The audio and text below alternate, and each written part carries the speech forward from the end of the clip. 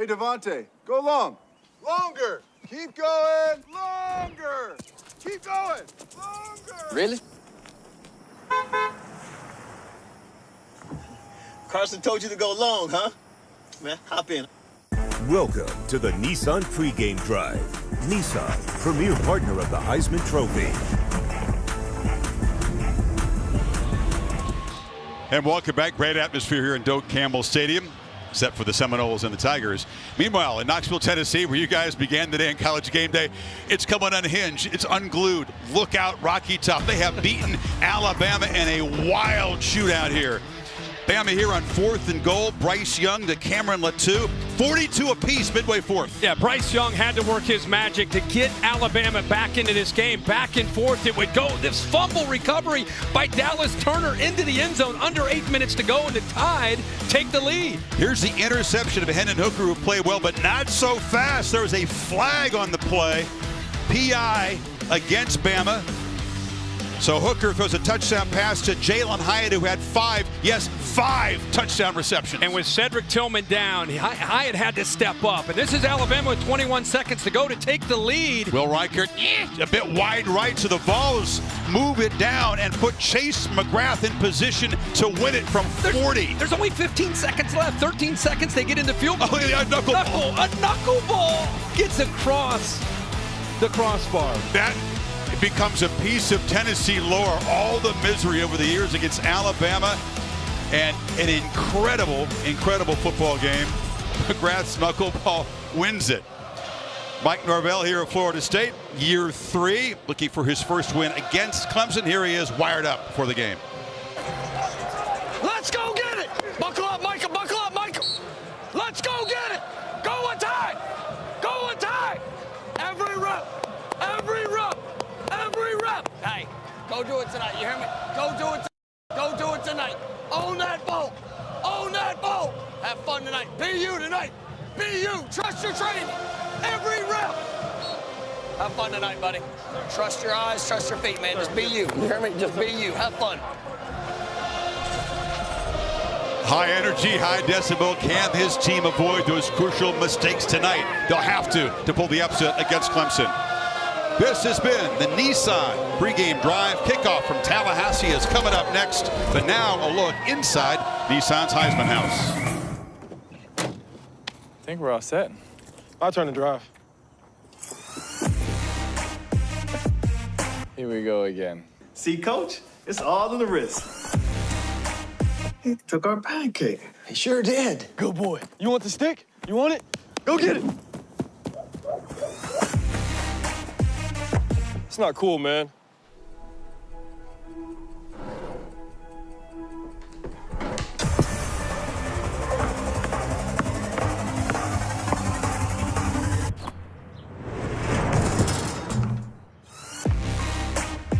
Wow, he really does catch everything.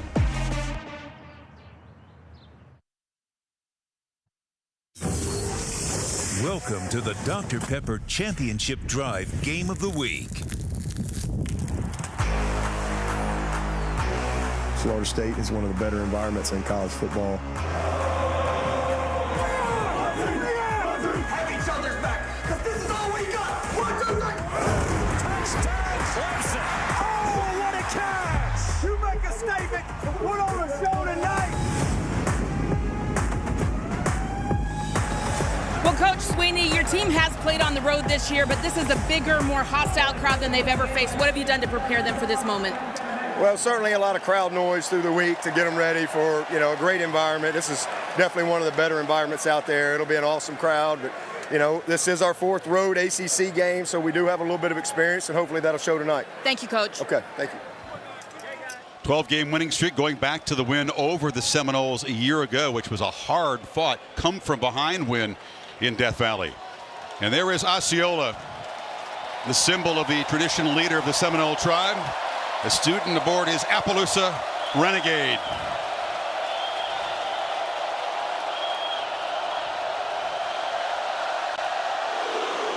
A tradition that dates to the early years of the Bobby Bowden era, developed in partnership with the Seminole tribe of Florida. Neat to see that. It's been a while since we've been here, Kurt. Love that tradition. stadium knows the team is coming out any second once they see that. Noles were rolling at 4-0 when Wake Forest came in here, and the veteran Demon Deacon team kind of got him in a sleeper hold, built a lead and hung on, and then a heartbreaking road loss for the Seminoles at NC State. There's Brian Brzee, one of the guys that expects to wreak havoc on Jordan Travis tonight. Great to see 6 him back. consecutive wins, Kirk, and the average margin has been 20 points. They have smothered Florida State's offense over the years in that span. Well, I think it's very important with these numbers in mind and with the way Clemson has dominated and how good they are this year. The early part of this game is very important for both teams. The Noles need things to happen early to make them believe that they can win and get this crowd to believe that they can win. Noles get the football first. B.T. Potter to boot it away. The true freshman back to receive the kickoff for Florida State. Sam McCall. And McCall will let it sail into the end zone and take a knee. So we'll see Jordan Travis and this Florida State offense as we check the Chick-fil-A impact players when FSU's got the football. Johnny Wilson is a big target, number 14, and obviously big because he's 6'7". He's transfer in. Trey Benson, another transfer from Oregon. He's going to have to take up with Trey Ward down. You'll watch number 3. He's a physical runner. Brian Brzee back in the lineup. Had a kidney infection. He's missed a game also because of his 15-year-old sister who passed away. The family really came together as one, and he missed a game, so he has been out. It's good to see him back. Then, of course, number 0, Barrett Carter, becoming one of the enforcers at the second level of this defense. Watch 0 fly and get to the ball. We see Benson and Lawrence Toafili, rotated running back Toafili, the sophomore from St. Petersburg, to the right of Travis. He gets the ball out quickly, and the catch is made by Johnny Wilson. That long, rangy transfer from the Sun Devils. Well, he has got some speed to go along with his size. He's not just a big body. I mentioned he's 6'7", 235, but he can also do some damage with his legs after he makes a catch. But a great target for Travis, especially early in the game. Didn't do a lot in Tempe, just 12 career catches, but he has excelled here early going, and there's a run by Toafili who stretches and leans for a first down before KJ Henry knocked him down. Good push from that Florida State offensive line. They're trying to create a little rhythm here. They'll get some tempo going. Travis, in his 3rd year, in command of this offense, understands how to move and kind of change the tempos, how to be the aggressor as an offense. Empty backfield. They get the ball on the edge quickly, and the catch is made, and that's Toafili who flexed out and east into Clemson territory. Well, they're in the boundary. Look, he's on the right hash. He's got 3 receivers, and he's got a couple blockers. So it's a pretty simple read. Just get it out there and let the receivers and Preston Daniel, a tight end, block and get yards after the catch. Travis on the move, being chased, running out of room and time, and he fires a very short distance pass to Cameron McDonald, the tight end. Pressure by Barrett Carter. They called that incomplete because he went airborne right as he caught the football. He was actually elevated, so an incompletion, but he did try to say, you take it kind of thing at the last second. Watch his foot elevate, and then he catches the ball, so he's out of bounds. Could not have been expecting the throw there. No, good hands.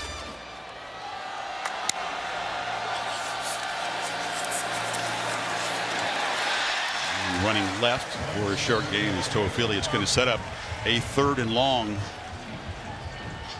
This offensive line has their hands full tonight.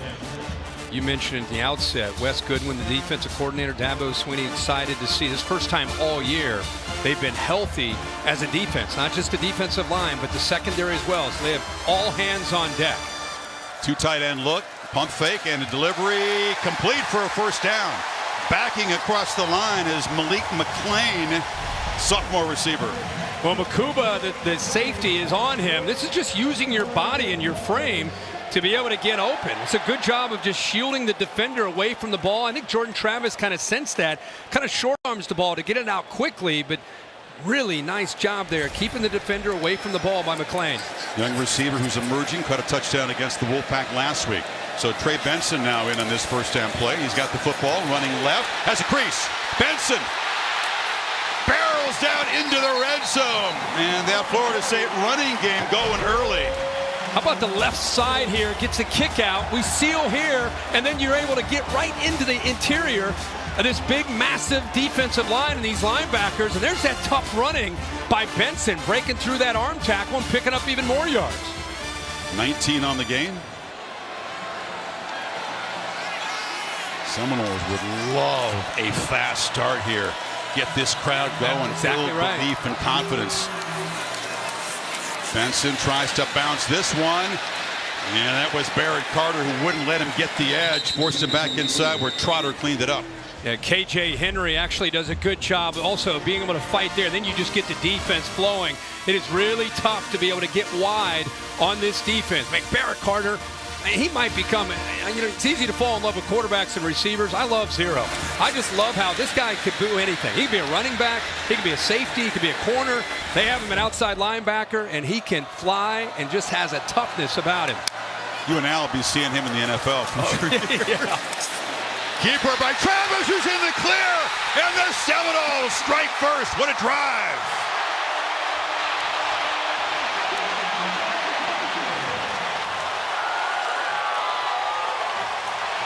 You're bragging on Carter, but he whiffed that time.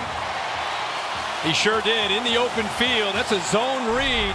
He's reading the edge man. He collapses. He pulls that. Good job with patience there. Pull it. Now you got to make a play. Boom. One-on-one, and that's the guy. Barrett Carter was just talking about how good of a player he is in space. Travis abuses him in space for that touchdown. You see Travis, he's elusive. He's got great straight line speed. His running is a big part of the attack. And the underdog Noles go 75 in 9 plays to claim the early lead.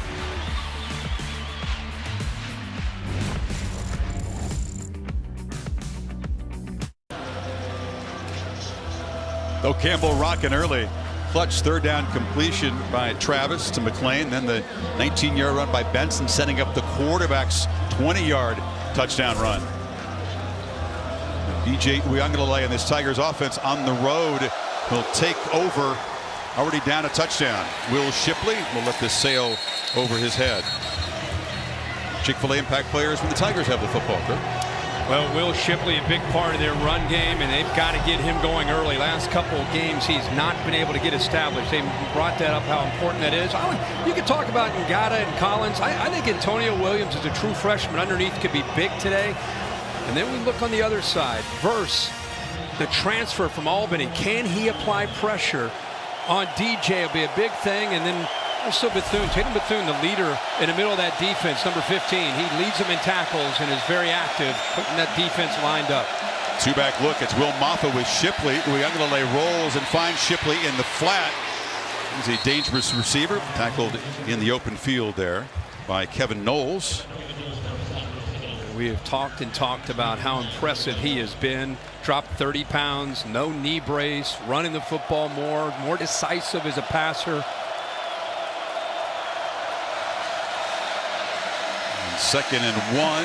He keeps it, and even though he's dropped away, we've seen the leg strength even increase. He's just able to move the pile by himself. Yeah, he's moving weights is what he's doing in the offseason because his legs are tree trunks, and he's able to run through tackles. All the quarterbacks here run the football. They all run it differently. I always bring up Taj Boyd. You can go back to Deshaun, who's more explosive. Trevor Lawrence ran the way he ran. He had that long speed and more powerful run, almost like a tight end with DJ.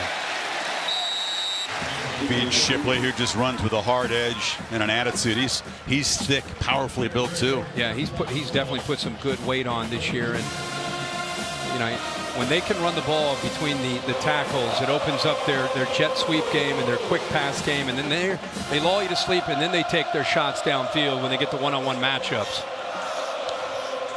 Florida State's pass defense much improved, but not many teams have taken shots downfield against them. In fact, a shockingly low number. That's incomplete, well defended over there on the edge by Renardo Green. There's a flag down. Davis Allen was the intended receiver, flying back in the pit. DJ saw Green walk up and challenge one of his receivers. It was the tight end, and when he sees that, he's going to take those shots. After the play, personal foul, unnecessary roughness, offense, number 78. The 59 penalty, the down counts. Be third down. That's a true freshman tackle. Blake Miller was a prodigy, very talented guy, but this is a first for him. He has not played in this kind of an environment on the road yet in his career. No, and you just wonder how the younger players and just this team overall, how they're going to respond to being on the road and not being able to communicate. Let's keep an eye on right in front of DJ. I don't know, he just kind of threw him down there. Showed some strength, but it did cost him 15. So 3rd and 23 now.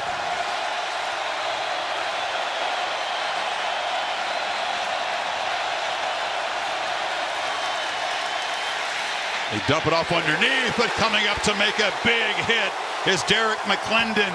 And the Noles defense does the job. Tigers will punt. They walked him up. He was almost just like a robber or a spy. He's right here. He's showing pressure and then just kind of sinks into coverage. Keeping an eye on DJ and also anything that's thrown underneath, and then bang, just cleans it up on 3rd down and long. Talked about this is an athletic defense. These guys get after it up front and can run with the receivers when they match up man-to-man. Aiden Swanson to punt it away. We talked about Micah Pittman, the versatile player from Oregon who drifts back and takes it at his 20. Cuts through a couple of guys. Pittman squeaking and baking. A nice return out near midfield. They got a good return game here at Florida State. And the Seminoles, already up 7, will have great field position for Travis and company. 30-yard return.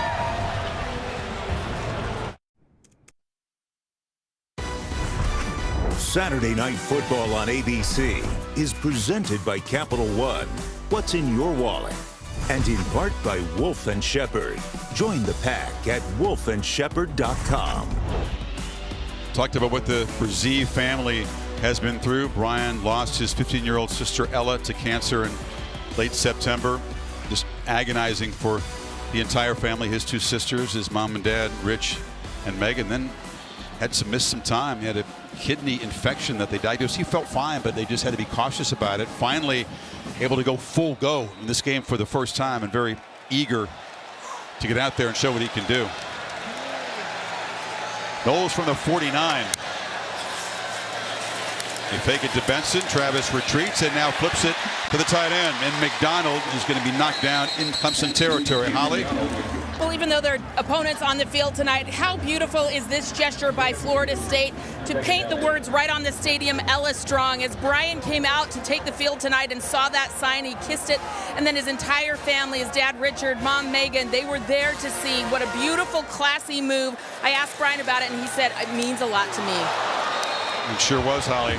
That pass almost intercepted. KJ Henry dropped into coverage, had it in his hands. There you see the Brzee family. Yeah, they are very passionate about the Tigers as well. You know, anytime you run a zone blitz, you drop the defensive end and almost fool Jordan Travis. It was one of those where as soon as the ball got out of his hand, he wanted to bring it back. Henry, perfectly timed there by Wes Goodwin to drop him into the flat, almost comes up with a pick.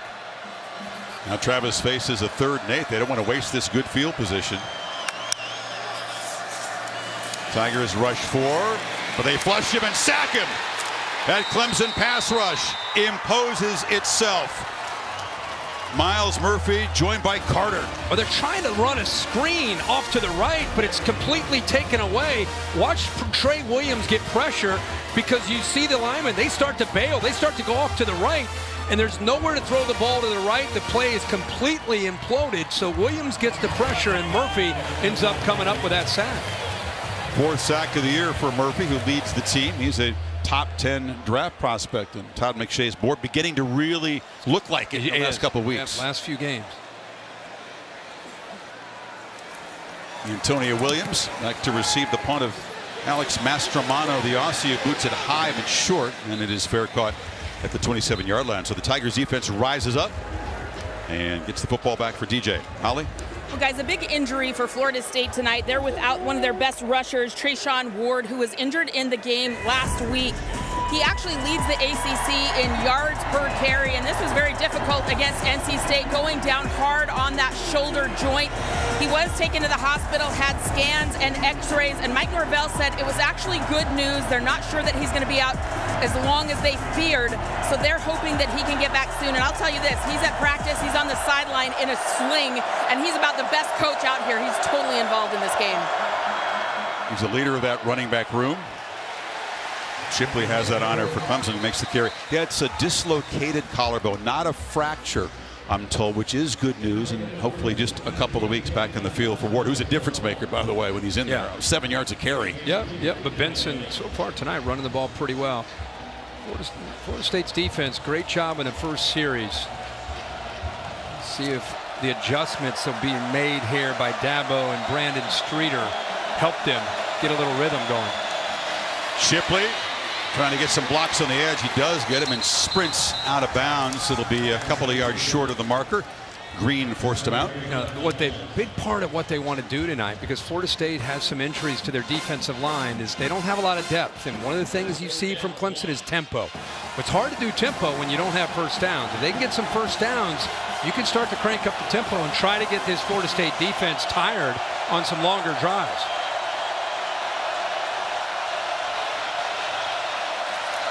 On 3rd and 1. Shipley easily makes it out across the 40.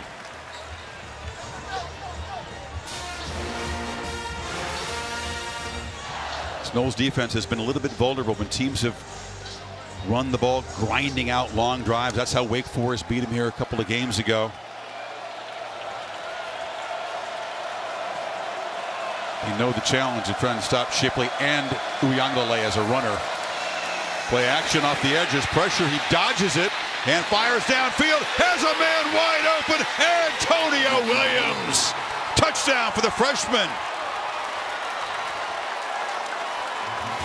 What a job with the quarterback, Kirk, dodging the rush and then delivering a perfect strike. But here's the matchup you get right here. He works down the sideline, and watch where the defender comes from. All the way from the middle because of the blitz. That's a safety. Good job, as you said, by DJ avoiding that pressure. And then the slot receiver just running away from Akeem Dent. Easy. Gets behind him. Perfectly thrown ball. Clemson, in the blink of an eye, when it looked like they're out of rhythm, they score. And we'll see if that can kickstart their offense. But a great play by DJ Uyunglele. There's a debate in college football. Who's the true wide receiver you? Is it Clemson or Ohio State? Clemson's had a lot of great ones, and Antonio Williams will be the next in line from the looks of it. Uyunglele shows poise, elusiveness, and the Tigers, just like that, even at 7.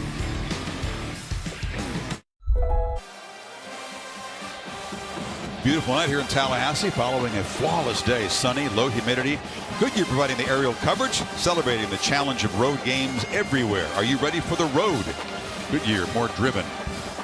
The 59-yard strike is Clemson's longest play from scrimmage this year and the longest play the Noles have given up. Not a lot of teams have had success taking deep shots, Kirk, against this defense, but DJ's made a specialty of doing that against everybody.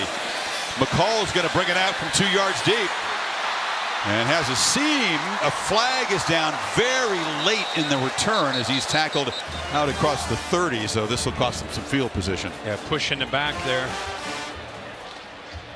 Maloney on the coverage team down and in apparent pain. During the return, illegal block in the back. Receiving team number 86. Half the distance to the goal. First down. Go back to the first drive. Boy, the Noles came out with a great plan. Mike Norvell had the ball out of the hands quickly of Jordan Travis. Mixed it in their formation. Some quick runs, a little bit of tempo. Good hard running from Trey Benson. See here now you get the quarterback out on the edge, one-on-one against Barrett Carter, and gets to the inside and into the end zone. It was 9 plays, 75 yards, and a touchdown. Yeah, 6 runs and 6 passes. Yeah, real good balance. Show you the penalty here on the Seminoles here. Right to the right there, a little push in the back. Wasn't a lot, but it did force the coverage man to the ground. And here's what happened to Maloney as he came over there and got tangled up in some bodies and went down hard. Seems to be okay. So that puts the football back. Instead of starting at the 32-yard line, they begin from about the 7. One of the mistakes that have cost Florida State the last couple weeks.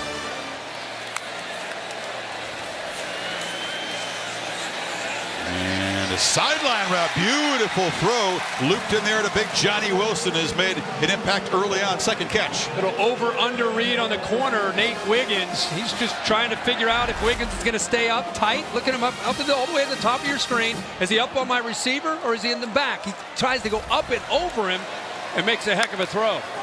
22-yard gain. Travis Sharp now gets the high percentage throw to Toafili, who's flexed out. They've tried that a couple of times, a modest first down gain. Yeah, I mean, the first drive, that was a big part of what they did, stretching Clemson, making them run, get to the outside, then run between the tackles, and just a really good mix. Looks like they're going back to that after a second series did not amount to very much. Wes Goodwin there, of course, who takes over for Venables. He said things are slowing down for him. He's getting more used to calling the defense. Solid job by his group at the midseason point. The second down handoff and running into heavy traffic. Short gain. He's Toafili, so third down coming up. Mike Norvell has to be very pleased with his offensive line, not just tonight, early in this game, but this year. And it takes time to build an offensive line. And I'll be honest, I can't remember a really dominant offensive line being played here as a unit in years. Alex Atkins, who's the co-offensive coordinator, offensive line coach, they went to the portal hard, Kirk. They went to the portal for 5 O-linemen, 3 start. Yeah. 2 other guys are out injured. That's a huge number. It's hard to find portal offensive linemen. It is. And then to get them to work as one unit. And they've done a very good job. 3rd and 4, pressure off the edge. Travis steps up and delivers underneath, and that's Malik McClain now has made 2 crucial catches on 3rd down. Just not picked up underneath. Watch the linebackers trying to communicate, trying to match up, and he just kind of clears the area. You have a scissors route underneath where you have 2 receivers, one from the right, like a mesh concept coming right to left, and then we had left to right, and Bentley just kind of loses the receiver there. Good job on 3rd down of Jordan Travis being patient to eventually find his man, and McClain makes another big catch. Travis 7 for 9 in the early going. Hands it off to Benson. Brzee couldn't bring him down, and Benson, who's carrying the load along with Toafili, was worn out. Physical run. It's not easy to do. Brzee has his hands on him. You'll see 11 coming over from your left. Does a pretty good job just to get there. Such a big athlete.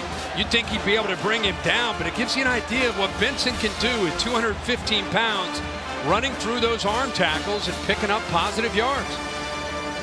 Brzee still getting accustomed to game speed. He's full go tonight, Kirk, but as you know, when you miss time and you deal with an infection, it may not quite be full fuel tank.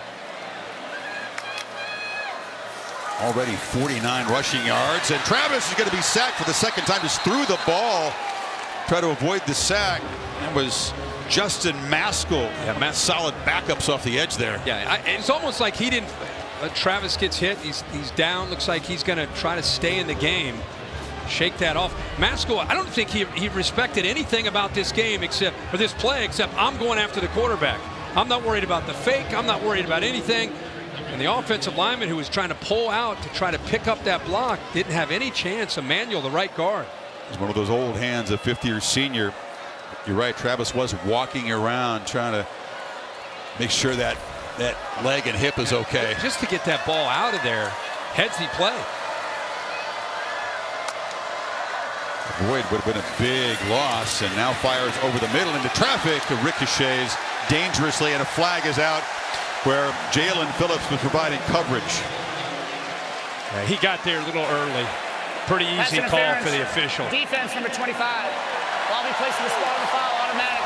First down. I mean, we saw Malik McClain make this exact same play earlier, and now you're going to see him kind of working, just kind of sink right there, but you see a safety just eyeing him, anticipating the throw, and watch how he gets there just early. Just a half of a second early. 25 bumps into 4. Good call by the official. Penalty moves the ball to the 25.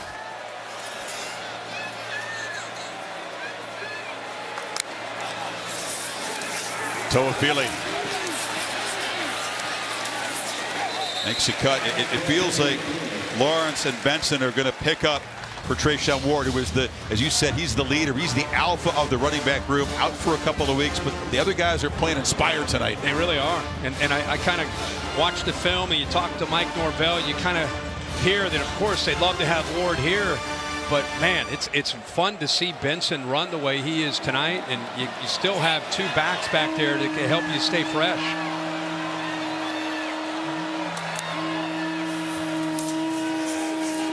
Screen, Pittman bumps into traffic, including a blocker. He's a strong guy himself, but he's going to be stopped by Sheridan Jones just short of the marker. How about that play call? Going to give him the first down. Oh, wow. How about this play call? You get all the action going to the right. Everybody's going to go to the right, and now you've got a block there by the tight end. Now you're trying to have Michael Pittman try to beat the corner against Sheridan Jones and get enough for the first. They play with tempo. Travis tries to get to the edge, does so. Couple of stiff arms. Jones muscled him out, but the Noles inside the 10. You better start accounting for the running game of Jordan Travis off that zone read. Time he was reading Trenton Simpson, who collapsed down and then came back out to try to bring Jordan Travis down, but more positive yards on 1st and 10. Mike Norvell's in a play calling rhythm, did you feel? He was hired for this job because of his high-powered offense at Memphis. That's right. He calls the plays, and feels like he's in the zone right now. 2nd and 2. Toafili's in the pistol. That's Pittman who motions back in. He gets the football and fights hard to get back near the line of scrimmage. Trenton Simpson wrestled him down. 3rd and 1 now. I thought that might be a loss of yardage. Like Murphy might have been able to work into the backfield. I don't see a flag down. Mike Roche having a conversation.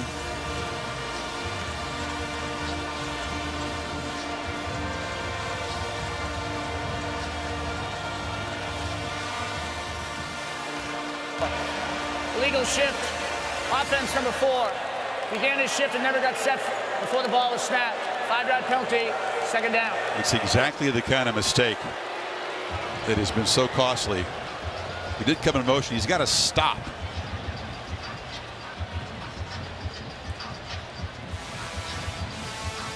Alrighty.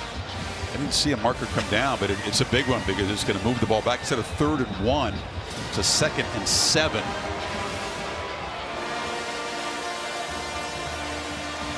See if they'll feature the running game here or get Travis on the move, try to throw for this. Toafili makes a cut. Ooh, ugly looking tackle as he is bent backwards.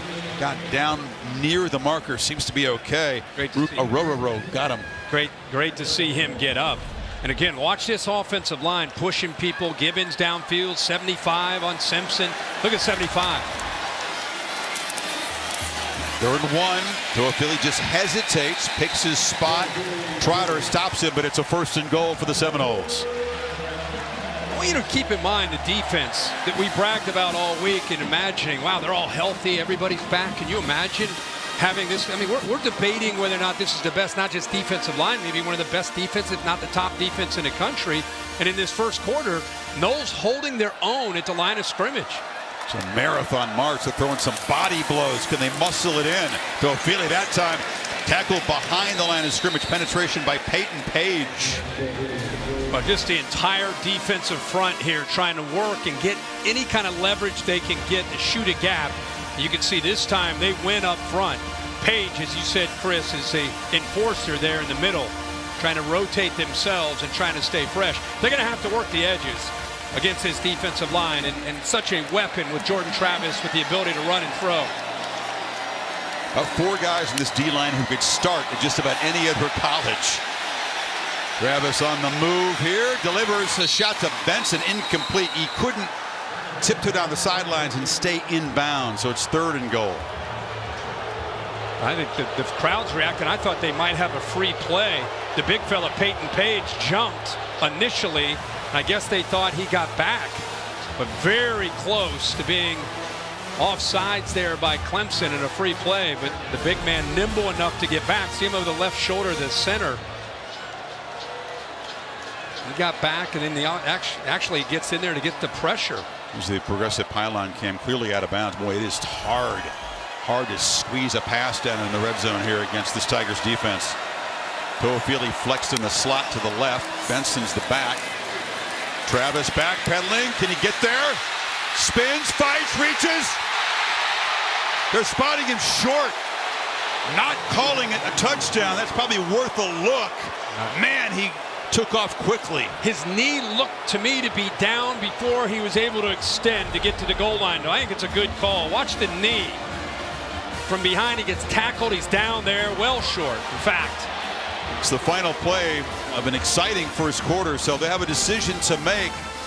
They're spotting it about a half-yard away. We'll see if Norvell wants to go for it. End of the first quarter in Tallahassee. Back after this message and a word from your local ABC station.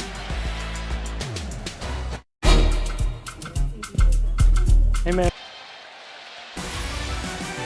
Set for the second quarter in Tallahassee. Saturday Night Football on ABC, presented by Capital One. Mike Norvell going for it on fourth down. The kicking game has been a little unreliable, so he's gone for it 9 times, only converted 3. And you're Florida State playing Clemson at home. You got to go for it here. I formation. They hand it to the fullback who collided with Travis. He almost tripped him. No signal of touchdown yet. Knowles think he got there. If he didn't, it's because his leg got tangled with the quarterback. It is a touchdown. It wasn't pretty, but the Seminoles take the lead, Kirk. You're right. I mean, I thought he was going to be stopped because of right here, their legs collide, bang, and I was like, it plays over, but he keeps fighting. He's got Murphy holding on to his legs. This is where it becomes a game. The officials aren't there yet. They've already blown the whistle, but you're trying to move yourself as far as you can to give the impression that you broke the plane. DJ Lundy gets in. I rode in the elevator with William Floyd, the former Knowles fullback. I said, the fullback, is he going to play a role today? He better. He did. Give it to the fullback. I love how the whistle's blown, and he just keeps grinding and pushing to get across that plane. They're going to review this. Steve McBride is the replay official for this ACC crew, so Mike Roche is going to trot over. Bill DeMagny's in the booth. Bill, as you know, very difficult to get video evidence of the goal line to overturn the call on the field, right? You're absolutely right. I see this standing. I really believe it's a touchdown. He's still fighting forward, reaches over. But what are they looking at? What are they trying to figure out? First, you can't hear the whistle, can you? First thing is they're looking to see if he possibly went down from this first time when he tripped up. But now they're looking to see if a body part's down. You can't see anything here. This call's going to stand. It's going to be a touchdown. He's laying on a whole bunch of bodies. I don't see him touch the ground. You can see the football right there. Yep. I don't think he's touched the ground yet. No, he's just laying on bodies. After further review, the ruling on the field stands. Touchdown. So, Kirk, that was a 93-yard, 15-play touchdown drive, almost 7 minutes against this Clemson defense. And I really wondered if they would have the ability to sustain drives, again, because of how good Florida State is defensively, and they've done it twice now. 9-play drive, 75 yards, 15 plays in the 93 here. Fitzgerald, he struggled with his field goal kicking on for the extra point.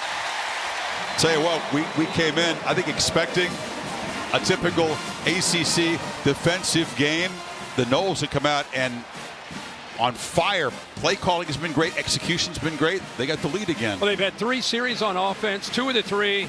It's probably looked exactly like a Thursday practice on what they hoped they would be able to do as far as execution.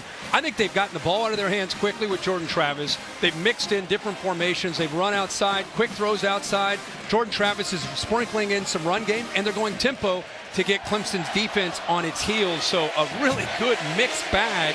And give Mike Norvell and these players on the Knowles offense a lot of credit. What do we say? When you're an underdog at home, you got to find a reason to get your fans and your players to believe you can win. And that's what Florida State's done here in this first quarter. Now into the second. Lundy's carried the ball twice. 2 touchdowns, 2 one-yard plunges. This is a team that started 0-4 a year ago, reversed that this year, but the back-to-back losses have certainly deflated some of the hype. With like 1,500 days between rankings. Got into the top 20, blew it. Now trying to muscle back in. Kevin Negandhi on an eventful day and night to update us. Chris, it's been fun. Time now for our Dr. Pepper Fansville studio update. Number 7 USC underdogs at Utah, Dan. Yeah, which is surprising, but the transfers keep showing up for USC, making the plays, and this is a tough place to go in. Travis Dye a touchdown, Jordan Addison a touchdown. Those transfers 14-0. Back to you, Chris and Kirk. Kevin will keep you updated on what's a busy night. It's been the kind of day you just dream of if you're a fan. And we've got a good one in the making here. Uiagalelei and the Tigers try to answer. Maffa's wrestled down. This is a fired up Florida State defense. So they see what the offense has done. I got to admit, man, if you're a college football traditionalist and you love to get around the country, it's been a long time since we've come into Florida State, and they got the energy, they got the chop going, and everybody's excited right now. It's kind of fun. It's been too long, right? Amen. Too long. It's fun to get in here and watch this. Not fun for Clemson at the moment. You know they're in for a fight tonight. You can crank up the amp to 11, get the speakers loud with the crowd noise, try to get your offense ready, but by far the biggest crowd they played in front of. I haven't heard on the road like this in forever.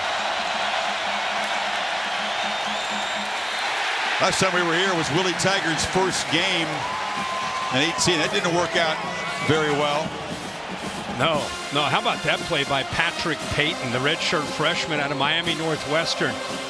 They bring him in because they've had some injuries in the inside. They've moved Dennis Briggs, number 6, in.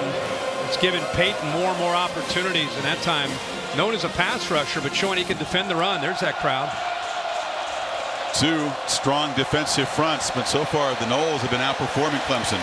Receivers bunch to the right, but Uiagalelei looks back to the left and fires a dart complete to Joseph Ngata on the sidelines in front of Marion Cooper. How about that location of that football in the back shoulder to Ngata?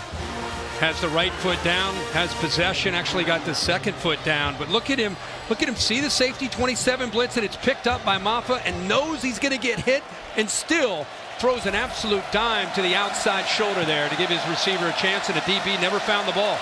19-yard completion to quiet this crowd on 3rd down. Now looking at play action and running out of time. Big DJ is going to be dropped.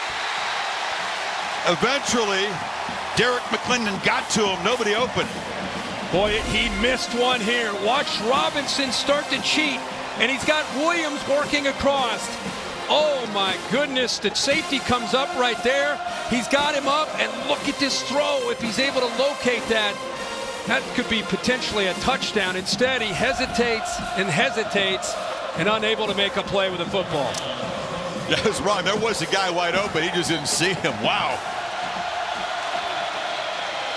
Maffa gets the edge and explodes. Boy, Dabo Swinney is high on this guy. Haven't seen a lot from him yet, but the guys around the program know that this is a star power guy. Just watch him on that run. That's all you need to see. I mean, and Dabo, he talks about all of his backs. Of course, Kobe Pace is out. Shipley gets a lot of attention. But Maffa at 6'1", 230 out of Grayson in Georgia. It's a big, powerful guy, but as you see there, when he gets north and south, man, he can go. Looked like second forever. Now they're at 3rd and 2. How about you run it after a sack and pick up 14 yards?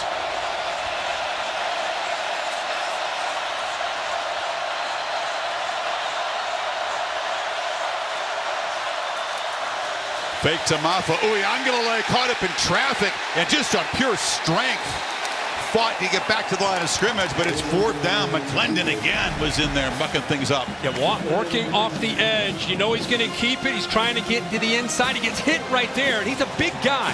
He needs time to build up his momentum, and he gets the pressure from the outside is able to slow him down, but they're going to go for it. Dabo going to be aggressive as well.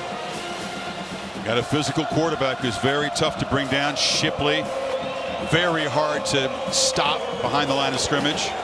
Tigers 3 for 3 this season on their 4th down tries.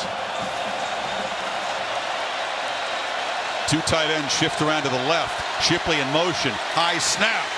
Uiagalelei just on pure strength, even though the timing wasn't pretty, converts. He just got behind his big left guard, Marcus Tate, 74. Watch Tate pull around. Little delay, waiting for the power play, the kind of a quarterback counter. See Tate kind of seal that edge. Gave him a chance to be able to get to the corner. Gets hit right at the first down marker. But that's where when you're 6'4", 235 pounds, and you're running downhill, you're going to get it. So a third down conversion and a fourth down conversion. Now Shipley in the flat gets to the corner so quickly and darts forward. Picks up about 11. Jamie Robinson forced him out. Another first down, though. Tough to stay with him. They'll stretch you outside with their receivers. Love to throw it to their backs. You get Shipley the ball out there. He makes one guy miss. Cooper the corner, and then he accelerates so suddenly. Big part of the game plan. He's already caught 4 passes tonight. Just find any way you can get the ball in his hands. They fake it to him across the middle. It was behind Davis Allen, the tight end, who was running up the seam. That one's on DJ. Again, these seam routes are giving Florida State problems, but here's Allen. He's working here, but you want to watch the safety back here. What does he do, right? Is he going to come up or is he going to sit back? He's up. So now you have the tight end that can work right there behind the safety. Instead, he throws it on a line, an absolute dart. If he floated that over top of 10, Allen walks to the end zone.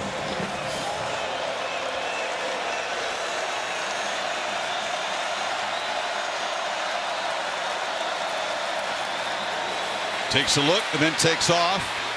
Looked like a design run all the way. Wrestled down to the 25 by Lundy. Big fella taking some hits tonight. He's not easy, doesn't easily go down, so he's just kind of target practice for some of those DBs coming in there late. When they make it a touchdown and then making a tackle. Both ways tonight for the Noles. They're down again. They need 4. They're going to put Nagata into the boundary. Let's look at the safety, the backside safety, to see if he's going to help out. Nagata's at the bottom, the safety right here. He stays on that hash. He'll go to the left. Looks that way, delivers a long throw, and the catch is made by Williams, who scored the touchdown, and now sets up Clemson inside the 10. And when you have a safety over here, they're basically double teaming Nagata, taking him out, so you've got to go work the play side. You got to find one of these 3 receivers that's going to win. He goes to the freshman, Antonio Williams, who gives good separation and a good throw there. Nice protection to give DJ enough time to be able to read it, make an accurate throw. He's become the first option among the receivers in this offense in his freshman season. Maffa right into a bunch of garnet jerseys. Picks up a yard. McClendon in there, helmet coming off, making another tackle. He should have pulled that one on a zone read. You read that, and you watch this right here. Watch this commitment down by 9. He pulls down. You pull that because he takes the back. You can pull that out and then walk around the corner for a touchdown. But he may have predetermined to give that football in that zone read. Perfect in the red zone. Almost always finding the end zone. Uyangalele has time and has a man and just finds Jake Brenningstool, the young, rangy tight end, who's a weapon in this offense as well. 4th touchdown of the season. Well, Florida State just loses 9 out in the flat. They're just paying so much attention to these receivers. You got to be careful because of what the tight ends can do. You have two defenders taking the bigger receiver in Ngata. Nobody to the outside. Good read that time by DJ to throw it to the big, impressive sophomore. From Nashville. That's right. They like to shout at the Nashville. Yeah, Ravenwood High School. Good program. So Clemson answers the Seminoles marathon march with one of their own. 13 plays, 75 yards, 6.5 minutes. Offense is humming tonight, 14 apiece. Midway second and Doak Campbell. Bills and Chiefs, the marquee game tomorrow in Sunday NFL Countdown. We'll visit with Mahomes and Allen. They'll relive that epic playoff game last year. Then a Monday night, Russell Wilson. Can the Broncos navigate their way to the Holy Land? Can they find the end zone against the Chargers on Monday night? There's no Manning cast, by the way, because Peyton's going to be too busy. He's still celebrating Tennessee's victory. Oh, my God. You imagine Knoxville as we're speaking right now? We've been there for some celebrations, but maybe none like this. I can't imagine. Oh, the memories and the figures, the legends who've been a part of this rivalry. Good one in the making so far, 14 apiece.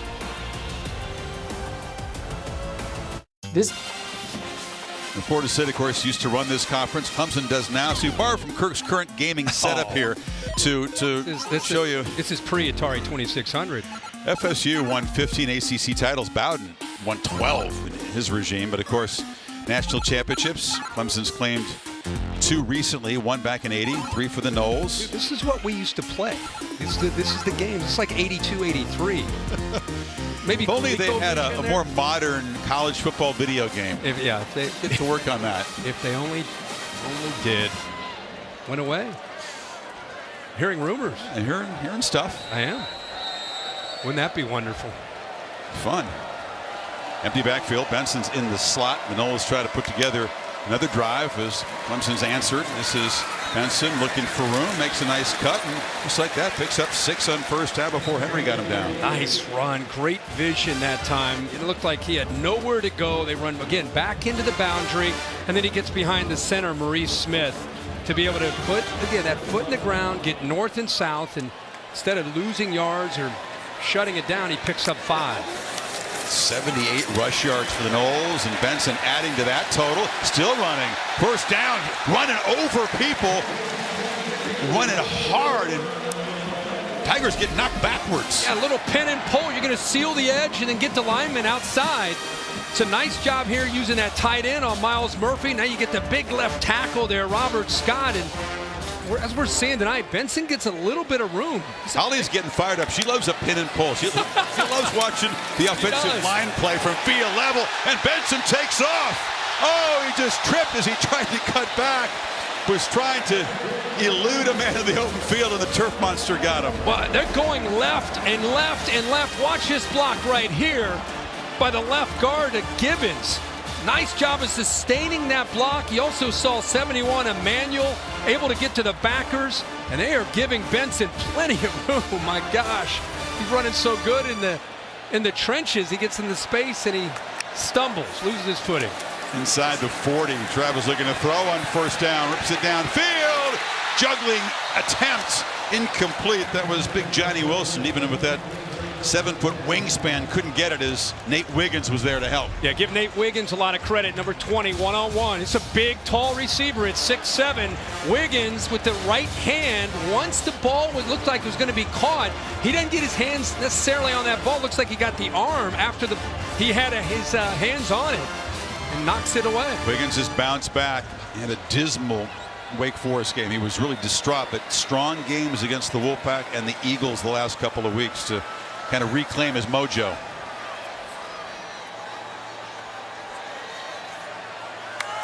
Second and 10, play clock at 2. Travis flush, now comes back this way, trying to make some magic on the move. He flings it at the last minute. He was going to take a loss and again tries to improvise a weird throw at the last possible second. It's incomplete. It's better than taking a loss, right? Just get rid of the ball. Sidearm bullet. Whatever. Yeah. Shovel pass. Just get rid of the football. I think it's a heads-up play just to be able to keep that play alive. Again, keep in mind, this is a guy that's been through a lot of ups and a lot of downs as a starting quarterback. It's helped mold him into the player that he is now with all that experience. 3rd and 10. They're in very marginal field goal range for Ryan Fitzgerald. He was hitting him in warm-up. Everybody standing up, moving around. Travis has a lot of room. The rush came up, but it kind of parted. He fights, stretches, but is short of the marker. Trotter and Carter got him down. Now it's 4th and 2. Mike Norvell has had an aggressive mindset tonight. He knows he needs to be aggressive because of DJ Uiagalelei and that offense. You got to move the ball. You got to, when you get into plus territory, take advantage of your opportunity. And they've been moving the ball. Rather than try a long field goal, it would be close to 50 yards. He didn't hesitate. He's got his play card in his hand. Like Bear just told me, they're averaging 6 yards a carry on the ground. Let's see if they run it or try to throw it.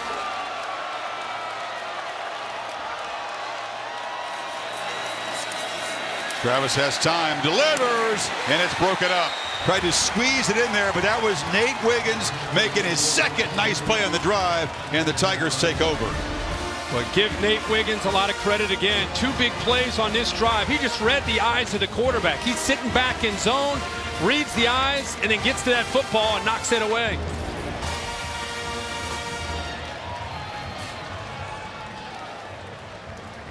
Okay.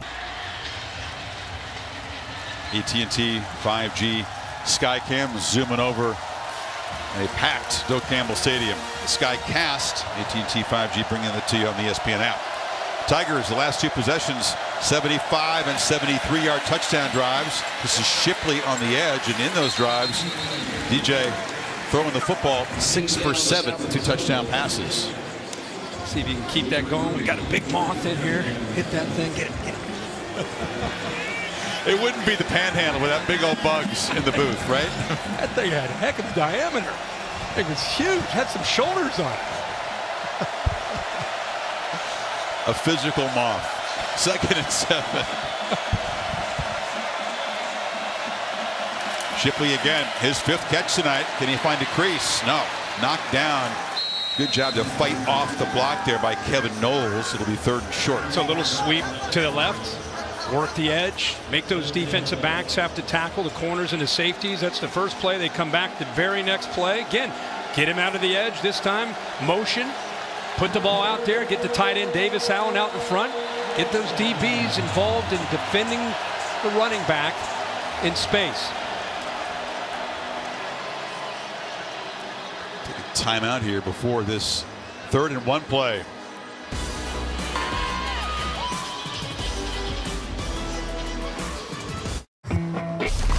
This halftime report just minutes away. Booger McFarland, Dan Mullen, Kevin Nagani here. Best college football weekend of the season. A number of top 25 teams go down, including Alabama, Dan. Yeah, that Tennessee win to see where they go, how high they jump, also opens up the door for USC.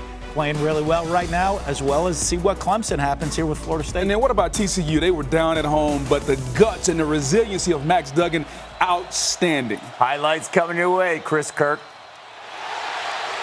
Shipley, meanwhile, on a 3rd down, hit hard by Tatum Bethune, the linebacker. They're going to spot him short. Dabo thinks they've got it. They haven't moved the sticks yet. He's already going to go tempo. He looks like he wants to go fast here. Ooh, from his own 40, huh? Well, let's see if they're short, because that second effort may have gotten enough. You see the yellow line there. They're going to make sure bring out the markers. What tough running here, because Bethune makes a great hit short of the 1st down, but watch Shipley's leg drive. Bang, right there. He's short, but he doesn't give up. Look at the leg drive. It looked like he may have got across that line. Almost impossible to stop him behind the line. You look at the back, see yards lost is always something I look at. I mean, Shipley had almost 0 hit behind the line. It's strength, it's also will. He just has a big heart. Yeah. A good scheme.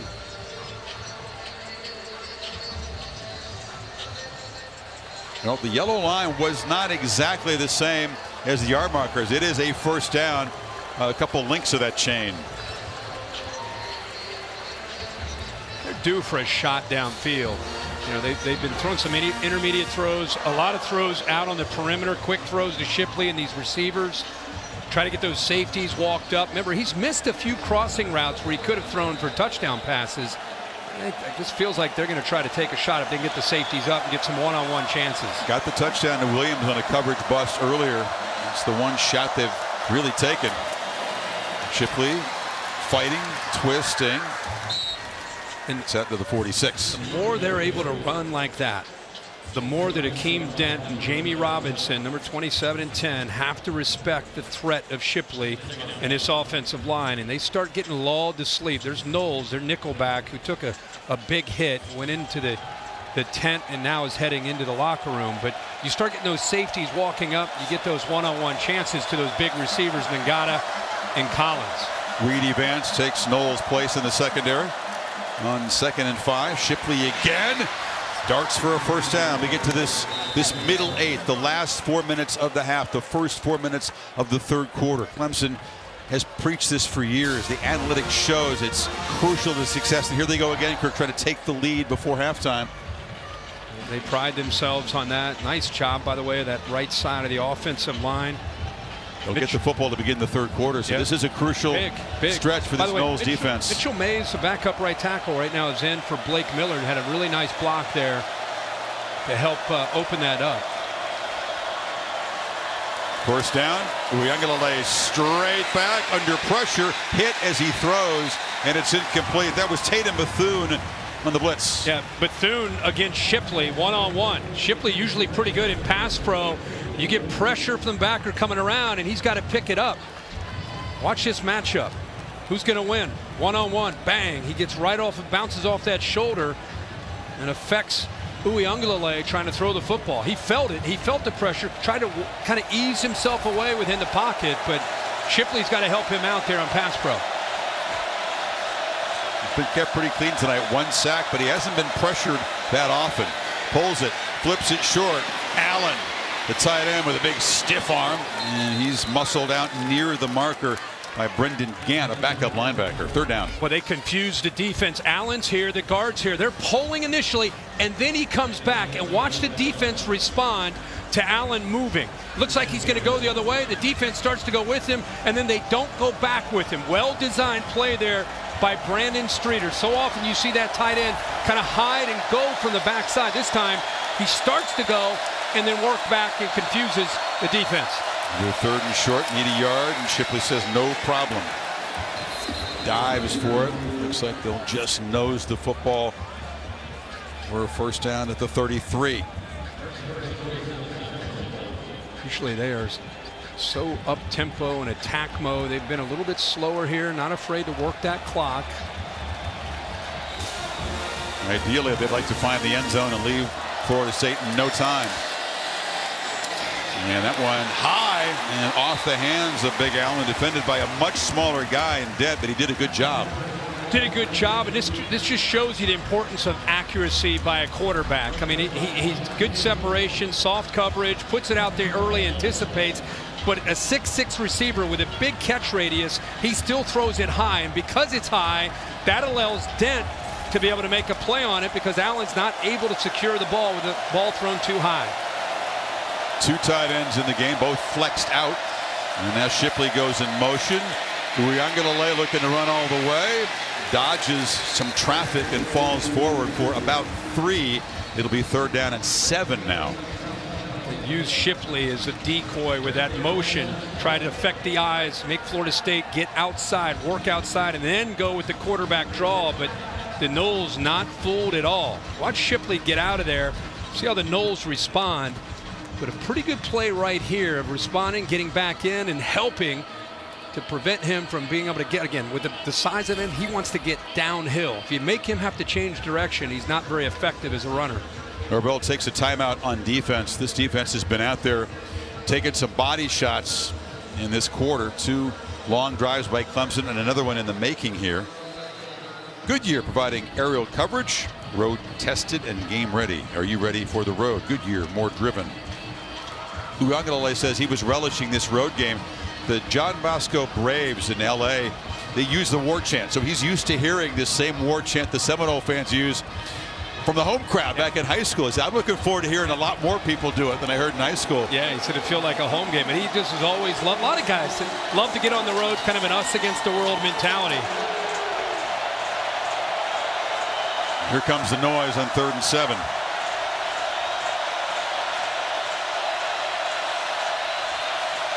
Noles rush 4. Uiagalelei checks it down, incomplete. Overled Ngata, and it's 4th down. It's a field goal range for BT Potter, but barely here. We'll see what they do.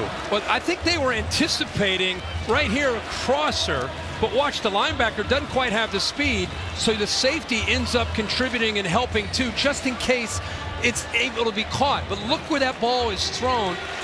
Out a little bit too far, and again, accuracy issue there, which we've not seen a lot of this year from Uiagalelei, but have tonight. Potter's 2 for 4 from beyond 40 yards this year. He's got a cannon for a leg, well within his range at 47.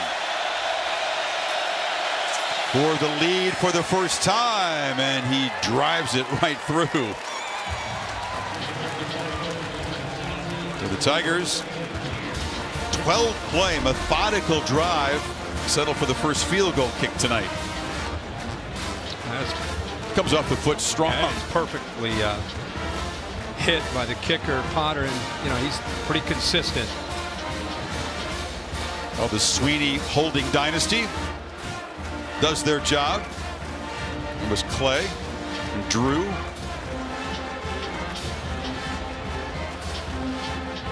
Holly, what do you got for us?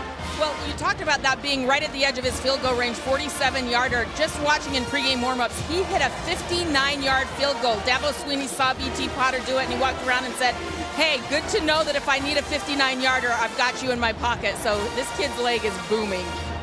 Now, I was within his range, but he has not been automatic from beyond 40. He's certainly got the ability to boot it a lot longer than that. And second in Clemson history in points scored, Travis Etienne has the record.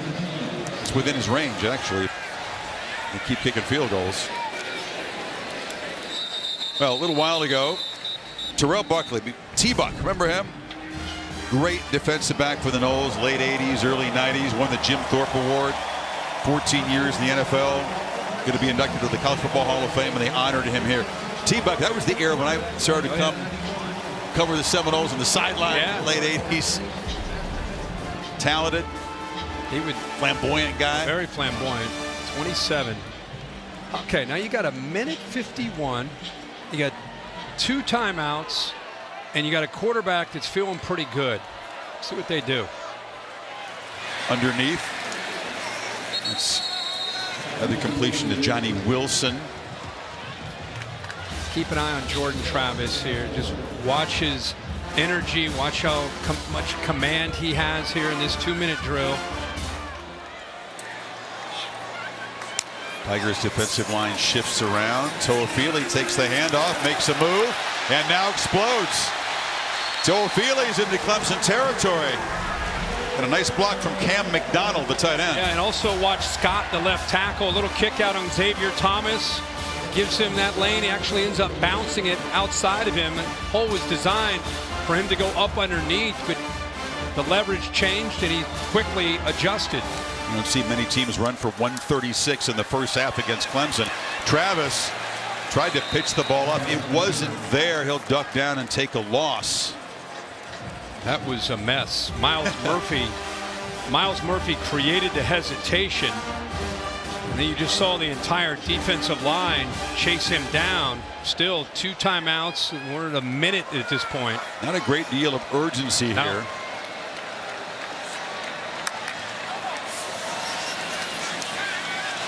And now a sack back at the 41. That was Miles Murphy again. A flag is out. The ball is out, and it's a turnover. At the end of the play, Murphy knocked it loose, and a takeaway with 47 seconds to go.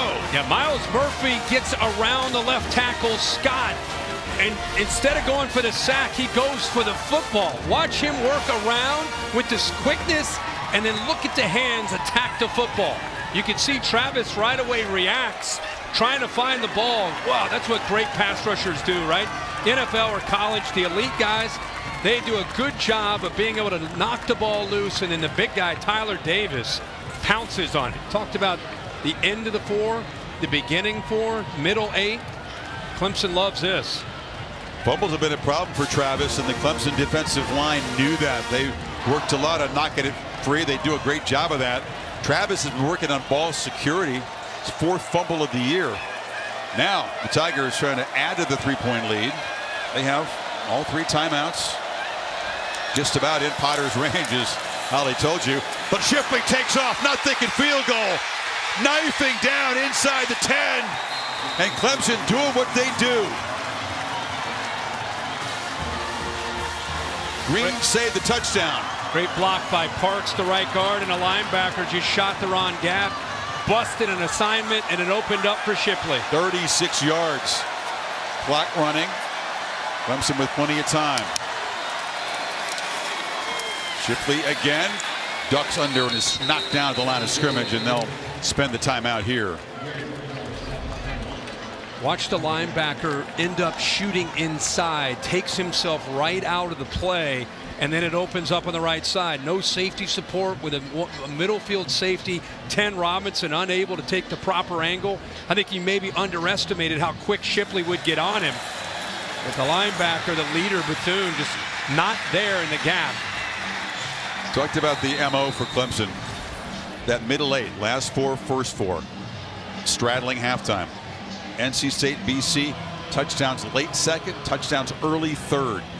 They're trying to do the same here with 10 late points and get the football to begin the third quarter. And that's perfect right there. This guy got a little grass on the forehead, grass stains on the jersey.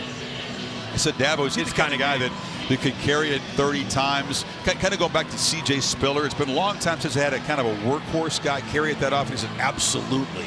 The dude has tremendous stamina. Yeah, and he got off to such a great start. And in the last couple of weeks against NC State and Boston College, he had 60 against NC State, 33 last week. And getting him, it was an emphasis coming into this game to get him going again. And he's at 67, averaging just under 7 yards a carry. Yeah, 15 touches in the first half with those 5 receptions.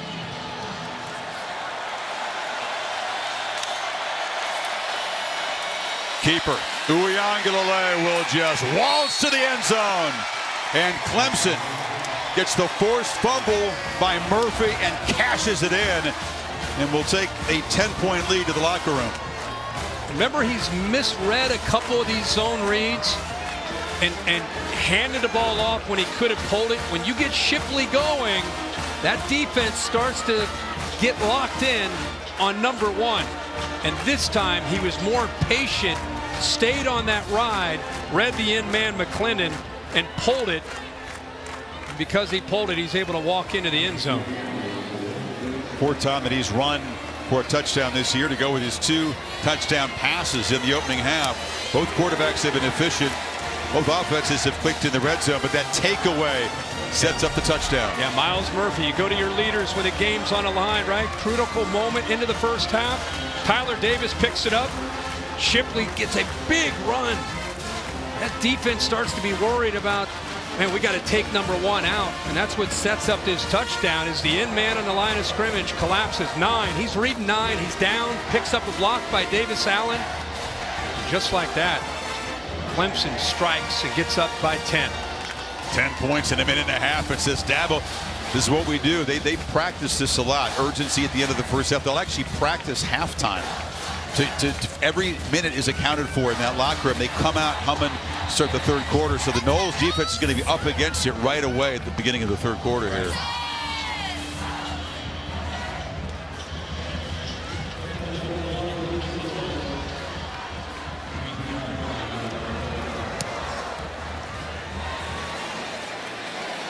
$14 apiece. This place was rocking. The Noles were driving, couldn't convert. And Clemson has grabbed momentum. Tonight on ESPN, top-ranked boxing down in beautiful Melbourne, Australia. Devin Haney, the American, undisputed lightweight champion. It's George Kambosos Jr. Rod Laver Arena. Oh my goodness, one of my favorite places. That's where they have the Aussie Open. Yeah, you love it. I do. Would be a good scene for a boxing match, you think? I think so. Yeah. They've had swimming competitions in there. They flood the place and have swimming, which is big down there, obviously. Yeah, do it all. 99 Malcolm Ray getting an early start to the locker room. Clemson ran 36 plays in the first half. Beautiful balance. Travis. Yeah, he'll fling it down there. It's incomplete. Tried to find Pittman. They're not just going to run the ball and take a cautious approach to the end of the half, trying to make something happen. Especially after the fumble that results in a touchdown for Clemson. Jordan Travis is at his best when the ball is out of his hands quickly. When they had their drives, 175, another one over 90 yards, it was a mix, but very rarely is he back there holding on to the ball. He's a point guard. He is great when it's ball out quick, running the football, just wheeling and dealing. Early on, this Clemson defensive front, which is so highly touted, bunch of future Sunday guys, was getting pushed around in the run game, but the pass rush has begun to impose. Travis is going to escape and scoot out of bounds, and he's hit, and that could cost him 15. Trenton Simpson got there. The crowd wants it. I don't see a marker down. 5 seconds to go before halftime. He gets pushed when he's inbounds by Simpson. He's inbounds, gets pushed. If he really wanted to draw, he just fall. If you fall, guys like Bill will fall for that. You know, and Bill would see the quarterback down. He'd think, "Oh my gosh, that's 15 yards." He got shoved in the paint there. He started inbounds. In the grass, yeah, it started inbounds, but Bill will fall for that. These officials, you can get them. I'm not touching that, Kurt. and I would never protect you with that. Oh, there you go. The shots are being fired here. Knowles are going to spend the timeout to figure out what they can possibly do here with the last 5 seconds. You know, you try to game plan against that defensive front. You figure these guys are all so good. Who are you going to pay attention to? Who are you going to double team? Murphy got up to a quiet start this season, but he has been a wrecking crew tonight. 4 tackles, 3 tackles for loss, 2 sacks on the forced fumble. Well, you have it all there. I've been impressed with the edge of the Clemson defense. You know, they have done a good job here these last few possessions of getting Travis into those obvious passing situations where you can turn on the athletic ability. But the Noles, man, they had so much equity built up, so much momentum, and just like that, they have the fumble, and then Shipley and DJ Uiagalelei make them pay for it with the combination of the runs, and just like that, you're down 10. So I could see why they're trying to get something here at the end of the half. Now they're just going to have to hope here on this last play. You see and why Clemson has, the exception last year, kind of run this conference. They know how to handle the road. They know how to weather the storm and the emotion. They were a big target. They were everybody's Super Bowl in the ACC, the way the Florida State team used to be. Travis, well, they're just going to try to get it off short. And the last play of the first half will be a Toafili reception. So it's a promising start, 14 apiece, and then Clemson took their first lead and then add the late touchdown off the takeaway. Both offenses over 235 in the first half. Clemson does not blow halftime leads, longest streak in the FBS. The Dish halftime report. Kevin and the guys coming up right after these messages. Dish halftime report. DJ Uiagalelei and Clemson, how about the offense, especially late on the road?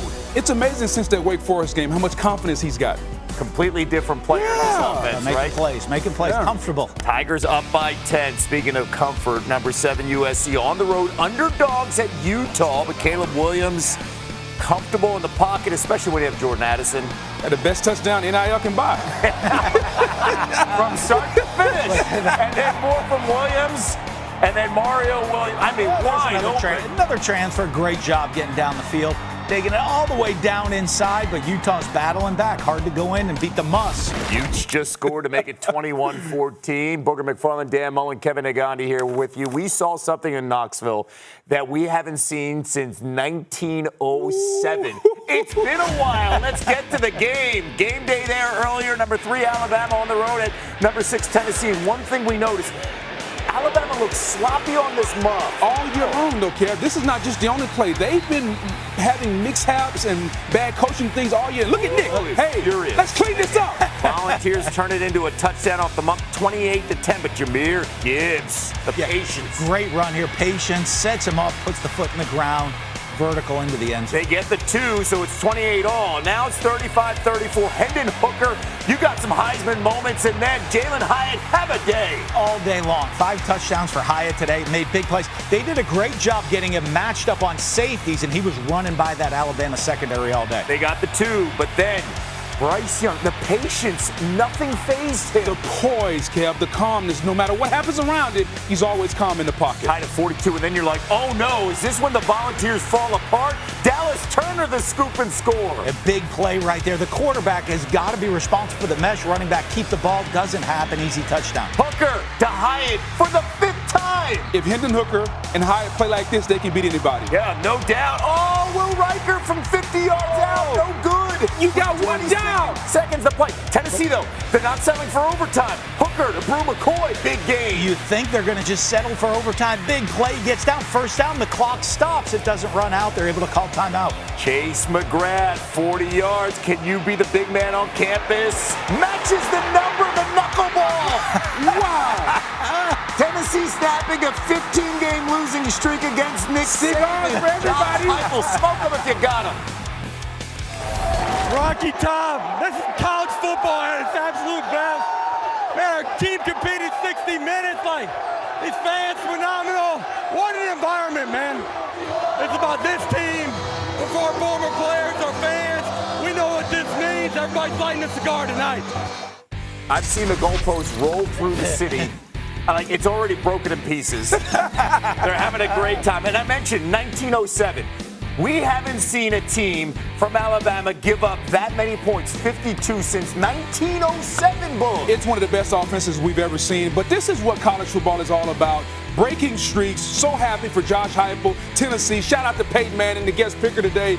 Happy for Vol Nation. 17 penalties, the most in the Nick Saban era. Has got to clean that up because happened all year long. Their playoff hopes is still alive. Speaking of playoff conversation, number 13 TCU hosting number 8 Oklahoma State. Spencer Sanders and John Paul Richardson. They started fast right there, lighting up the scoreboard early, but TCU started to buckle down defense. Kendre Miller, this felt like it. Who has the ball last? You're going to win. Max Duggan to Quentin Johnston. He's been fantastic. Yeah, Kevin, how about this? I mean, TCU's down, but Max Duggan just kept playing, and the receivers on the outside just kept making plays for him. Johnston had 8 catches, then Duggan. That Jared Wiley finds the end zone. This is with 2 minutes left, and we're tied at 30.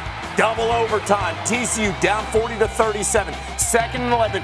Big pickup here from Duggan himself. Yeah, he just finds a way to win. He's a tough guy that wills it with his legs or his arms. And then Miller punching it in. When in doubt, 97 G lead, pull the card, and let's go downhill. What a stunner, TCU. They win 43-40. They remain undefeated. Meanwhile, number 5 Michigan hosting number 10 Penn State in the Big House. This was all about running the football at will by the Wolverines. Yeah, Penn State's defense kept them in it early, but Michigan wears you down with the running game. Wears you. And they did that to Penn State in the second half. Donovan Edwards, Blake Corum, the big names. Corum in that Heisman conversation. 418 rushing yards, most since 2016. I just love the different designs of runs. Think about when Jim Harbaugh was with the 49ers, how they ran the football. He's got so many intricate ways that they do it. Outstanding job. 41-17 Wolverines. Meanwhile, Syracuse undefeated. They've got Clemson next week. Devin Leary, his season's over. Really, the story is Garrett Schrader or Rondé Gadsden in the second. Great play right there. Takes a shot into the end zone. They get the touchdown. And then Gadsden, 8 catches, 130 yards, 2 touchdowns wide open. Yeah, I could have caught that one, Kev. Yeah, man, that's tough. Schrader throwing right now, zipping it at Damian Alford right here. Look at the time he has, and then creating with his feet for more time. Somehow stays behind the line of scrimmage, though, to put the game on ice on 3rd and 14. A huge play in the 4th quarter. Puts the game away. And then later in the drive, Sean Tucker seals the deal. The Q's bowl eligible 7-0. One of the best backs in the country, Tucker. Nobody talks about Kev, but he will play on Sundays. Oh, we will see much more of them on ABC next week. This halftime report is presented by Dish. Tuned in to you.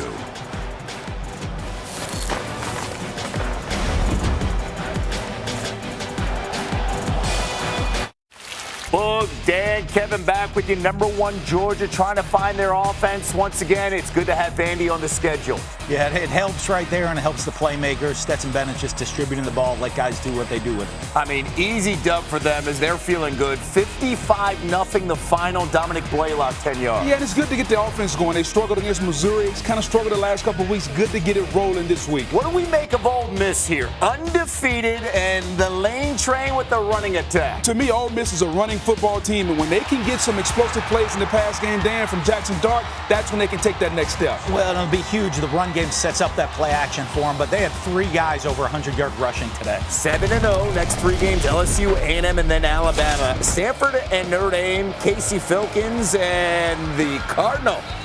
They're up 10-0 right now in South Bend, start of the second half. Primetime performers coming your way, and we've got a shocker. Cannot wait to show you.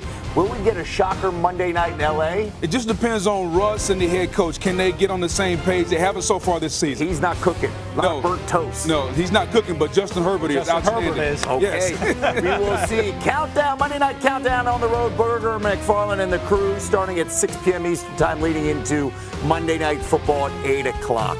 Primetime performers, as promised, coming up. This halftime report is presented by Dish. Tuned in to you.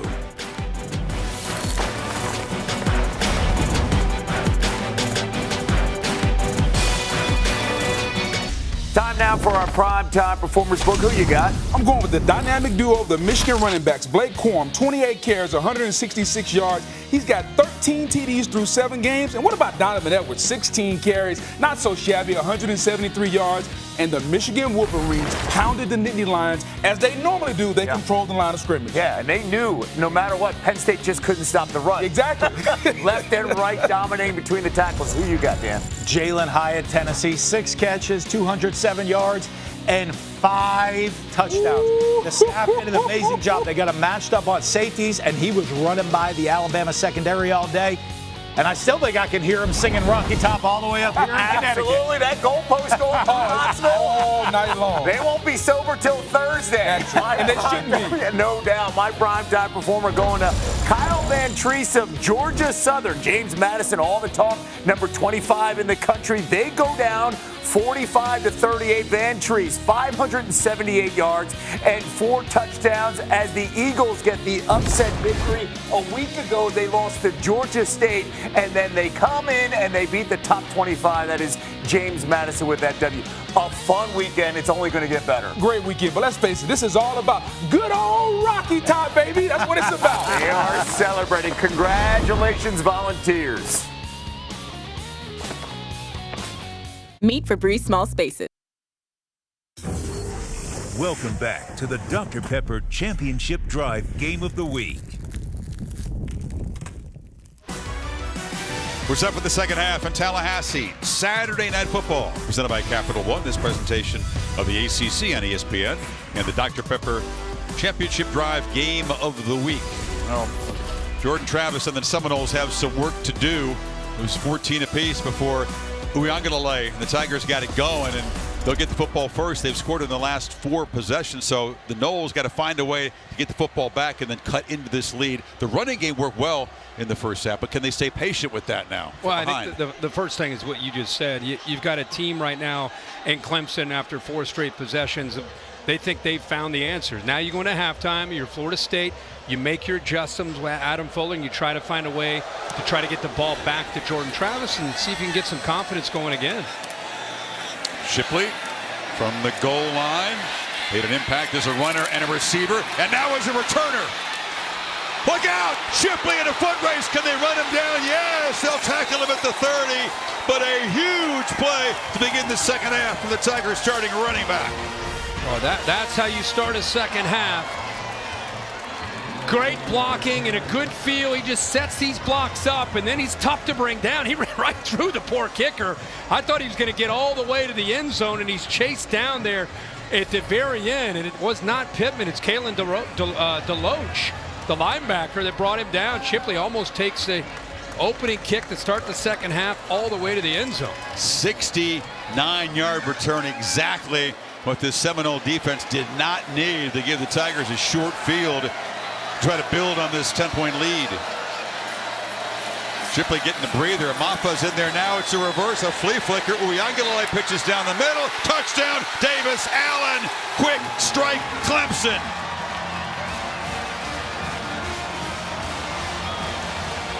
Wow, that happened fast.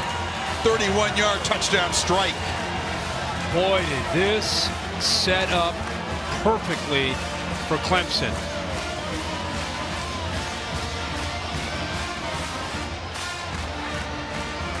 Gadgetry from Brandon Streeter. That play was beautifully timed. Shipley set him up, and then Uiagalelei's third touchdown pitch tonight. Davis Allen joining Jake Brenningstool. Each of the tight ends have a touchdown catch tonight.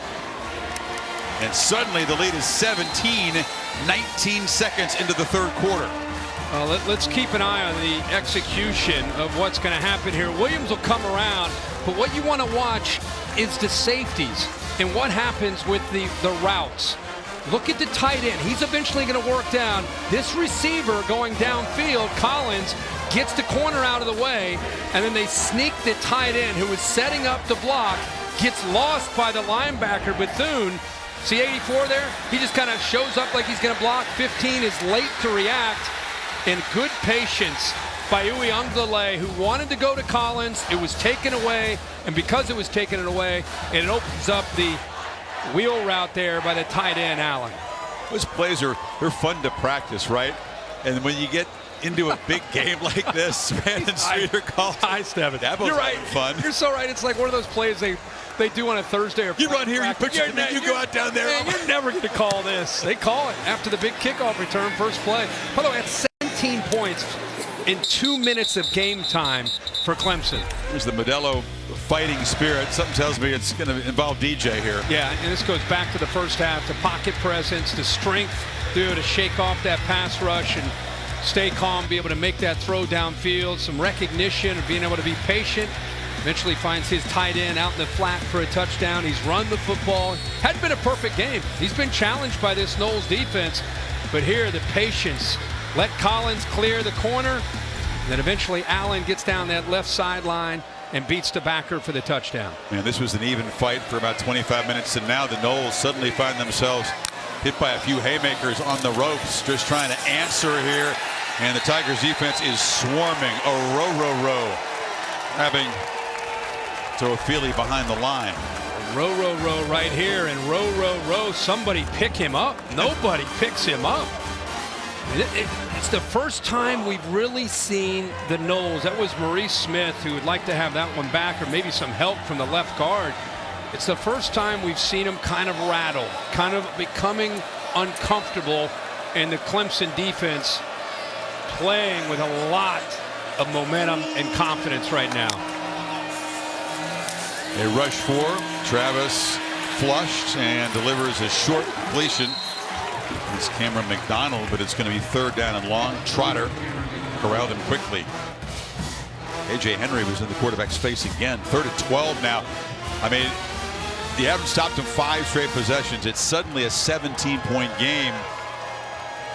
Mike Norvell just looking for a way to convert this, to get a drive going. You mentioned Henry. You got Xavier Thomas back. You got Murphy up here. You just keep rotating their ends to stay fresh. And they can put pressure on a quarterback without blitzing. Yeah, 3rd and 12, not ideal against this group. Travis has time and delivers, but it's underneath and far short of the marker to McDonald. Jalen Phillips tackled him, and here comes the punt team. But you know about the pressure we just talked about off the edge, right? But watch the big man, Tyler Davis, get a push in the inside. Boom, just pushing like a bull. It's going right through that defensive, or that offensive line. That was Darius Washington. Just got thrown into the backfield. Makes the quarterback just got to get rid of the ball. Can't hold it. Antonio Williams, the freshman, had a touchdown reception earlier in the game, back to receive the punt. He's not one of those guys that came in early. Didn't get to Clemson until June, but comes out of that Dutch Fork High School. It's a fake. Is it shades of the punt Ruski? Bobby Bowden's famous play worked against Clemson a long time ago. This one did not work. Gamble doesn't pay off, and another short field for Sweeney's team. That's great awareness by this defense, or the punt return team. They're not fooled at all. There is an awareness, an alert, anticipation. Like Brandon Spector got involved there. It's part of the lore of this rivalry is the punt Ruski. I mean, Bobby Bowden, outrageous call deep at his own end, the lead, and it worked out that night. But Dabo says that's why we spend so much time on special teams. Somebody's fired up down there. Well, Clemson. Sudden change. You take a shot. Trying to put in an early dagger in the 3rd quarter here. Great field position for the 3rd consecutive possession. Keeper. Uiagalelei will be stopped a yard short. You got to go way back to '88. Remember, this is just legendary. The fake snap, and they you almost have to get to the up man. Just to remind people, it goes to the up man, then between the legs. And this is back in the era when people didn't go for it, right? But Bobby Bowden, pioneer. 3-point game. They went to Clemson and they pulled off the upset. Bad news that Jared Verse, the excellent pass rusher for the Seminoles, is being looked at by the athletic training staff. Take a break. Noles reeling, just trying to hang on here. Jared Verse was able to walk off. That's relief. Not in there now. As the Noles defense just desperate to get a stop here and stop the bleeding. 2nd and 11. Maffa in the flat. And he chased him down, but he gets to the edge and scoots out of bounds about 3 or 4 yards short. Deloach forced him out. Holly? You guys checking in with Coach Mike Norvell of Florida State at the half. He gave me an injury update on Malcolm Ray. Big number 99 is back in there, and that's good. They need more depth on the defensive front. Kevin Knowles, their nickel, has also been able to return. Number 3 is in there now, but I did see them doing some ligament stability tests on the left knee of Jared Verse. That's the knee that he's had injured 2 weeks ago, and I'll give you a further update on him when I get it. Injured versus weight. Hasn't been full speed since. 3rd and 3. Riangalale again escapes pressure. They were surrounding him. They couldn't get him to the ground, and now he makes them pay. Scoots for a first down in the red zone. Boy, Patrick Payton looked like he had a sack. The blind side, you know, again, he's a big man. Offense number 8. 10-yard penalty. 3rd down. Yep, Adam Randall, the receiver, but you're right. How did he get out of there? Yeah, he's a big guy. He's tough to bring down. Right here, watch 56. Work around the left tackle, McFadden, and it looks like right there, Uiagalale's retreating because of the push up the middle. He's able to avoid that and pick up some yards, but with the holding call by Randall, actually bring it back for another 3rd down play. That holding was downfield.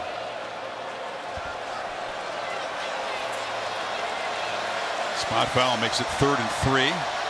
Dabo's trying to get a look at him up there. Good sprint work there. He works on that. He does. He's the fastest down the hill. He is. Home games. Yep. He's at least a 4.95 flat when he gets down. Norvell thinks he can run too. I like to see. Oh yeah, he head coach race. He's jacked. I mean, he can go. Yeah, I'm up on the cloud, ain't coming back down. Yeah, I'm up on the cloud, ain't coming back down. I got a good feeling. I got it. Comes to the Guardians, the Commanders getting used to that. Here the Seminoles have the full support and blessing. It's a cooperative venture with the Seminole Tribe of Florida here. Liv Mas student section, 16,000 plus here. The Liv Mas student section of the year contest. Still up for grabs. 3rd and 3. Big play for this battle Knowles defense. Maffa in the flat. They stretch it out. They're ready for that play this time, but they can't get him to the ground. Kalen DeLoach missed it. It's a first down for Clemson. That stings. Yeah, Kalen DeLoach is right here. Let's watch him because he's got the speed to be able to get outside. He knows it's coming. Gets around the block. He makes the play, and he just can't bring him down. All that work to be able to get there. And what about the effort there by Maffa? Hand down, raises himself up, keeps his backside off the ground, and gets the first down.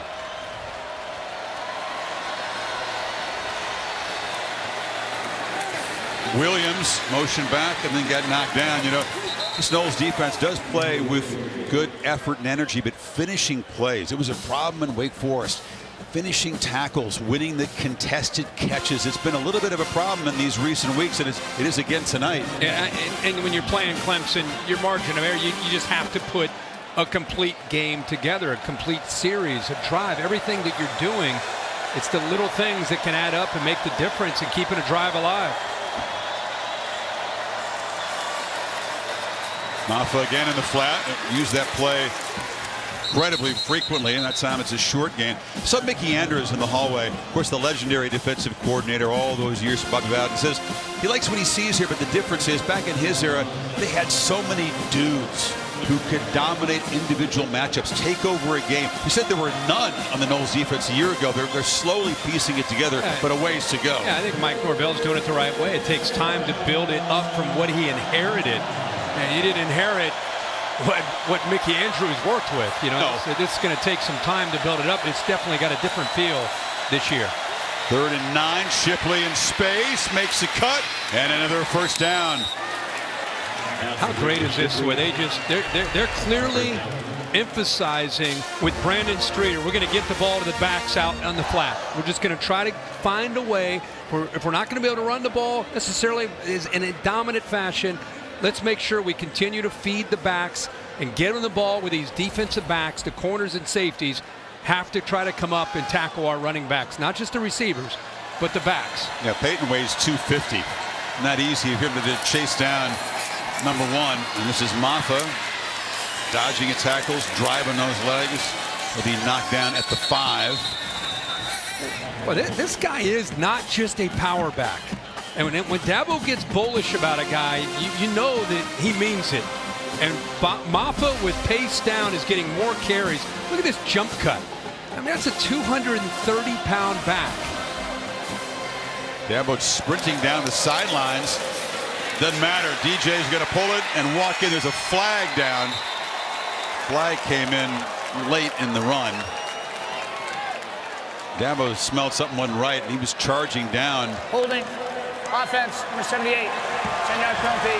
Second He's down. down to the 5-yard line, and it's a hold. And it's on Blake Miller. The freshman's had a little bit of a rough night.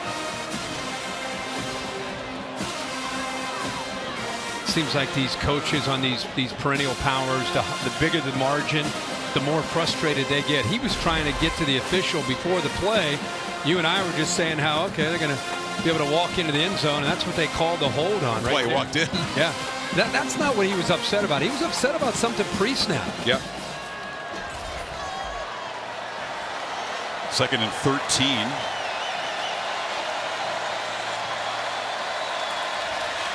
Quick drop.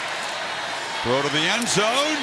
Incomplete. Joseph Ngata was well covered by Bernardo Green. That's asking a lot out of Green. 6 feet, 185 pounds.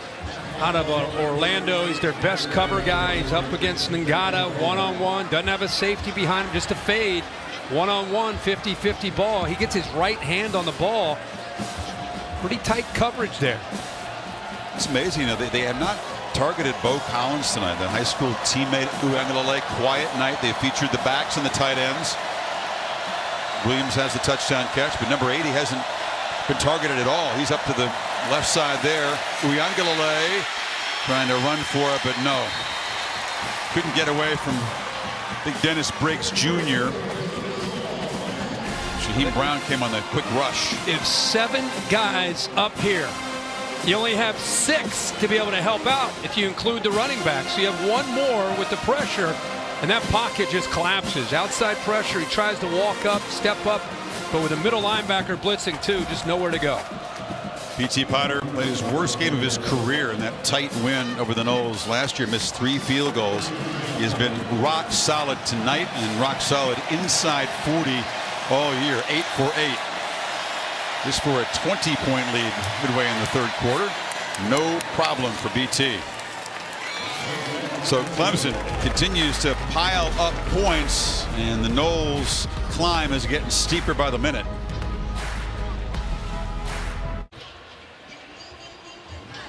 We always bring up the middle 8 in the Clemson game because they emphasize it and excel at it. Look at tonight. 17 points in the 15 plays. Last 4 of the first half, first 4 of the second half. And Noles not able to generate much, and this has gotten out of hand with 27 unanswered points for the Tigers. Kirk, they've scored in the last 6 possessions. Yeah, they definitely have it going really on both sides of the ball. Florida State early in this game, they were playing very well and really had some good schemes designed offensively. Curtis Wilson, the All-State bus here in Tallahassee.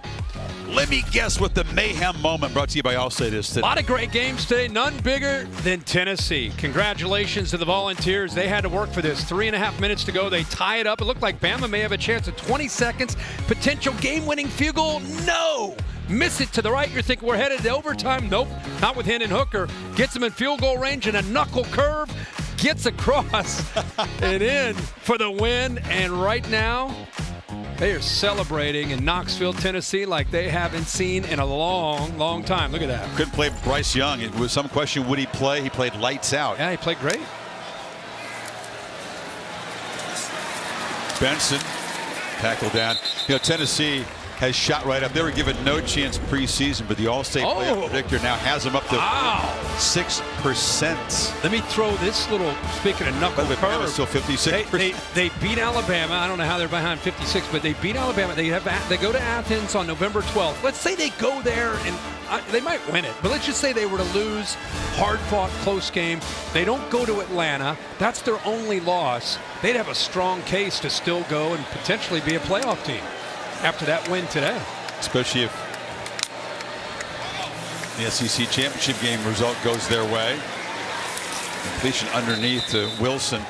But what it also creates, besides boosting Tennessee, is creating serious urgency for Saban and the Tide. No margin for error. Would you agree the rest of the way? Yeah, I definitely agree with that. And boy, Alabama's defense, just so strange to see them give up big plays. And even last week against Texas A&M, they were able to hold on. They follow it up this week, giving up, what did you say? 52 points. Can't say that's happened very often, but Josh Heupel has a great offense and a quarterback and a system. They're going to be a tough out for anybody. Jordan Travis needs to make a play here on 3rd and 5. There's a flag down as he scrambles and lofts it downfield, and the catch is made by Ja'Kai Douglas, who's making his debut, first game of the season, finally healthy, but it's going to come back.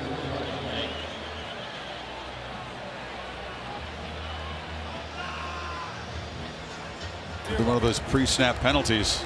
Illegal shift, offense. 2 offensive players started their shift, were not set before the ball was snapped. 5-yard penalty, 3rd down.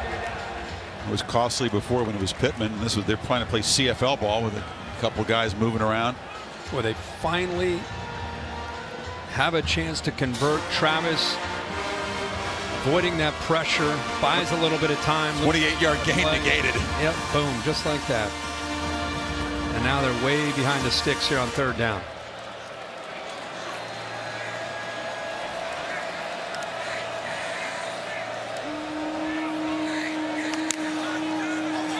Tigers bring 4, and they affect the quarterback. He had to get rid of it early there, tried to find McClain. Tyler Davis getting involved, and here comes the punt team yet again for Florida State. How about the push again by this defensive line? Tyler Davis has had a great night. He's not maybe getting sacks, but he is affecting the quarterback and making him throw the ball before he's ready to. Just bull rushing those offensive linemen. Clemson employing 2 punt returners. Back deep to field this from Mastromano. Kicks it high. And Williams will wave for a fair catch at the 35. Let's go down to the den, bring in Chris Felica for the Affleck trivia question. Tonight's Affleck trivia question. Looked like we might be in jeopardy of the streak being snapped earlier in the game, but not so much anymore. Tonight's Affleck trivia question. Who was the opposing quarterback the last time a top 5 Clemson team lost to an unranked opponent? A top 5 Clemson team. Okay, so rather going way back, or it's just in this recent run of success for the Tigers. Give us a second. Got to ask Bear how his picks were. Oh my gosh! You remember when they played on like a Thursday or Friday night? We were at East Tennessee State. They played Syracuse at the Carrier Dome, and Kelly Bryant was the quarterback. Bang! I finally might have accidentally stumbled into an answer. Right, but who were they? Top 5 at that moment? I think they were. Who was that quarterback? Kelly Bryant. Kelly Bryant. Oh, Kelly Bryant was the quarterback. Are we trying to give you the Clemson quarterback? No, the opposing quarterback. The opposing quarterback. Opposing quarterback. Who's the guy for Syracuse? Oh my gosh! What was that dude's name? Was it Tommy DeVito? Who? Oh my gosh! Wait a second. Bear, just are we warm? Are we on the right track? You have the game. You have the game. And Bear, were we at East Tennessee? I think we were. It was a Friday night game at the Dome, yes. Yeah, I remember. I just don't remember who the Syracuse quarterback was. Well, then you aren't going to answer the question correctly. Wait a minute. You get partial credit? I remember him being Holly, does Holly know? A really athletic. She knew last week. A dual threat guy. I remember it not being about the quarterback play for Syracuse that night, though. Shipley's going to be knocked down short, and it'll be 4th down. No, Troy. I'm going to say Troy Nunes. I'm going to say Troy Nunes. Bear. Bear, you're quiet. You're quiet. Well, I just don't know if we're going to be answering the halftime trivia question just yet or not. I am going Troy Nunes, and I'm feeling good. He gets officially. He has to officially I do have answer to it. officially answer, yes. Okay. 4th down. It's about 1.5 yards here, almost 2. And Dabo apparently in the mood to take a gamble in his own end, up by 20. Interesting to see if they actually snap it. He's trying to draw him off. For sure. Play clock down 2-1, and they do not run a 4th down play. That would be, it shows confidence in your offense, but not in the playbook up 20 on your side of the field. Offense, number 56. It's a 5-yard penalty. 4th down. As Will Putnam the jump, we'll never know if they were going to actually run a play. I don't think so. No. I think they're drawing him off. Well, we have a stop for the Seminoles defense after 6 straight scoring drives. The bleeding there.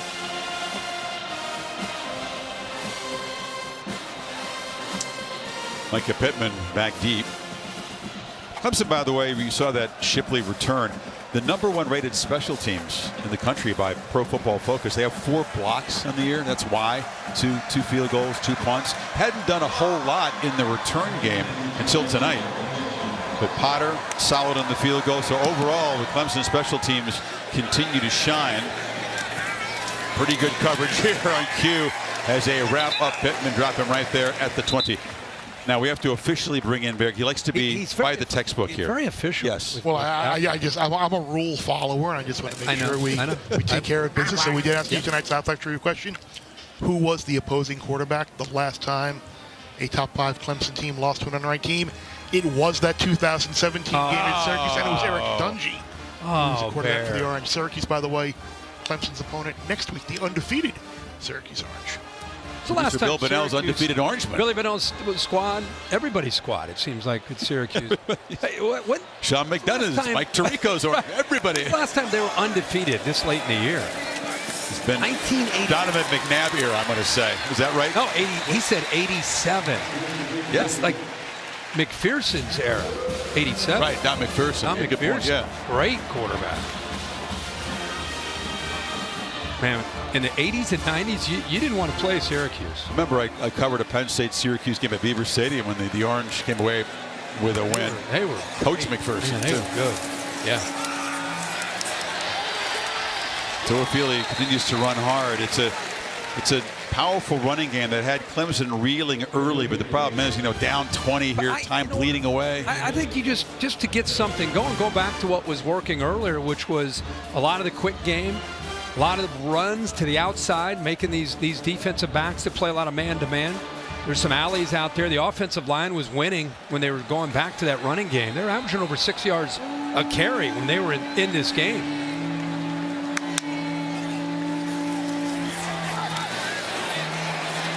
Downfield shot over the head of Wilson there.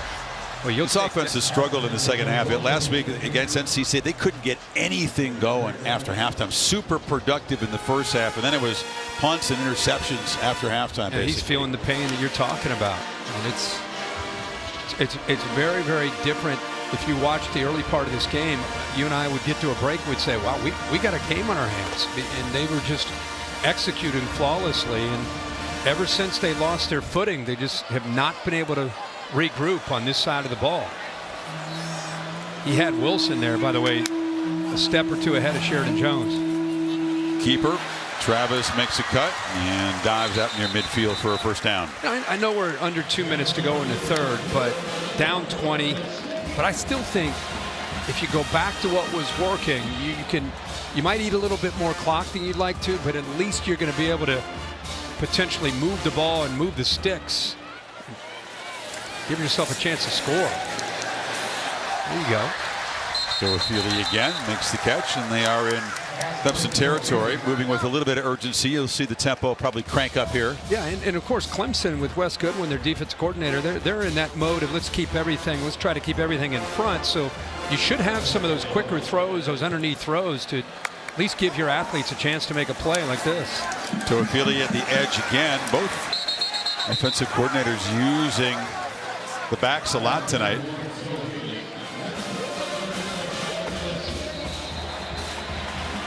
Got a Clemson player down over on the Florida State sideline. Looks like Jalen Phillips. They've just got healthy in the defense. They got 3 defensive backs back tonight who were out against Boston College.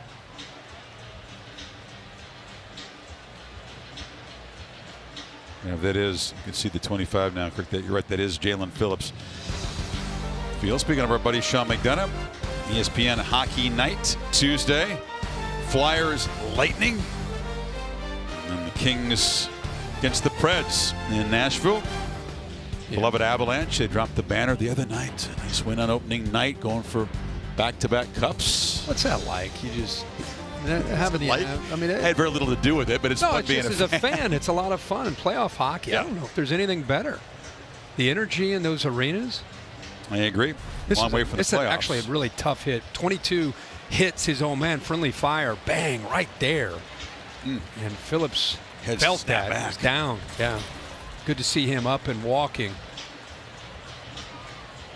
That happens actually quite often in the melee when one of your own guys delivers the blow. He's able to smile about it a little bit, or at least grit his teeth through the pain.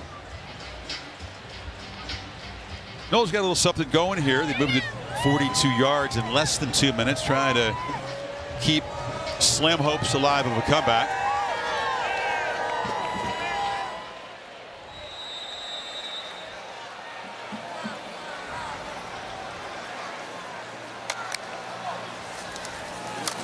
Take it to Benson. Travis rolls, running for his life, and now just flips it into the bench. Done that a few times tonight to avoid the sack. Xavier Thomas in hot pursuit. Guy who had 2 sacks in 6 snaps against Boston College and a forced fumble. That's what you call efficiency. We haven't called his name much tonight. Yeah. You know, when Phillips went out, I thought, all right, who's going to come in for him? And then you start to look out. There's only 4 defensive backs if you look at them back here. And here is an outside linebacker that we talked about earlier, Barrett Carter, who is almost out there, walked out in space, playing like a nickelback. You know, he has that kind of ability. They're going to turn him loose here. Looks like they're going to blitz him. Going up to snag that is Pokey Wilson, who's had a quiet night. The guy, I think he caught passes from Winky. He's been here that long. You see, they motion, safety follows him, meaning it's going to blitz. They blitzed our guy Carter, but look a lot more aggressive this time. Instead of sitting back, hey, we got this big lead, let's keep everything in front. That time they brought Carter on the blitz. Wes Goodwin said, let's sit back, instead of sitting back, let's play man-to-man and get a little bit more assertive on that second and long. Because with Carter's skill set, you don't have to bring in nickel with that 5th defensive back, because he can be that DB for you. Pittman motions over on 3rd and 12. Travis, pump fake, and now he'll be slung to the ground. A row. Did he get the face mask? Yeah, he grabbed the face mask. Great play. Dabo wants holding. I think it's a face mask by a row. Personal foul, face mask, defense number 33. 15-yard penalty for the previous spot, automatic. First down. Again, look at Tyler Davis get in there. And then Aroro gets in for the sack, and left hand gets a hold of that face mask. So instead of 4th down, they get the first down. It's just like the vintage Clemson defensive lines. They got speed on the edge, but man, can they collapse the pocket from the middle. Right, get right back in the quarterback's face. And Brazine's still working his way back, but Aroro and Tyler Davis and Page, Trey Williams, man, they're rotating 4 different guys, even with Brazine not in there as much. He's in there now.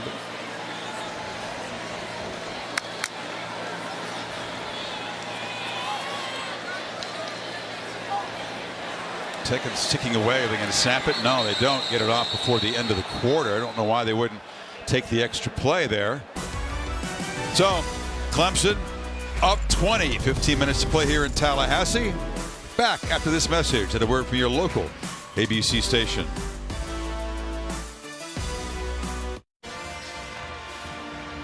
College Game Day gang headed back to Eugene. That used to be so much fun there. It would always start in the dark. You could never clearly see the party, but you could hear it and you could smell it. You know what I mean? And Bruins with Chip Kelly coming back to Eugene, it'll be an interesting game. Be a great game. We haven't been there since 2018. Really? Stanford. Start of the fourth. First down play. Travis dumps it down and good completion, but running the man down from behind there was Levante Bentley, linebacker. Really good job of feeling that and making a play. Bentley just using his instincts, because if he doesn't make this play, what a catch. Now watch this. Travis goes down. He's been hit all night. This Clemson defensive line, he's shaking that one off. Not just the sacks. They've got a couple of them, but sometimes it's the hits and the hurries and the pressures, and they've flushed him again. Giving chase. Travis, you know what? He's a gutsy guy. Took a hard hit, but he didn't get down. He got some extra yards, and it's a first down. Really, really impressed by what Jordan Travis is trying to do tonight. They have a large deficit, but you got to love man-to-man. He sees it right away. He's pointing, trying to get some help, pick up another block, get as many yards as he can. Keep in mind the previous play, he just got hit by Maskell. He's on his back, shaking his head like, man. He just keeps coming back and being the leader for this Knowles offense. First and goal. They knew they'd have to limit his scrambles tonight. That was a high priority for Wes Goodwin's defense. Travis for the end zone. He's trying to give Wilson, a big 6'7" target, a chance to go, and it draws a flag on Sheridan Jones. Tough to try to climb the ladder and defend a guy that big. And I love how Travis throws it. That's that smile like, you really? Really? Oh, okay. By the way, the throw, when you have a 6'7" receiver way up in the air, so we can do a jump ball to come up with Pass it. interference. Get there early, though. Defense number 6. There's a foul occurred in the end zone. Ball be placed at the 2-yard line. Automatic first down. Dabo didn't like this, but Bill, you did. Made contact there, right? Never found the ball. He gets his arms up into him. He's restricting him right there. The ball hasn't arrived yet. Bill's more objective than Dabo. Yeah, a little bit. A little bit.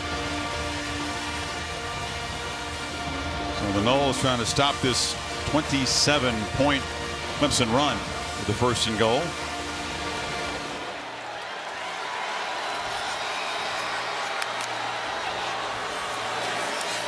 And it's a fade going right back to Wilson, who fights back to the football. That time Nate Wiggins was in coverage. Just a little too far outside. Gives you an idea of the respect they have, again, for that interior. Instead of trying to run the ball, they see one-on-one. They'll take it with the 6'7" receiver against Wiggins. Trying to throw it way to the outside. All that room to work with, and just not able to get in sync there with Johnny Wilson.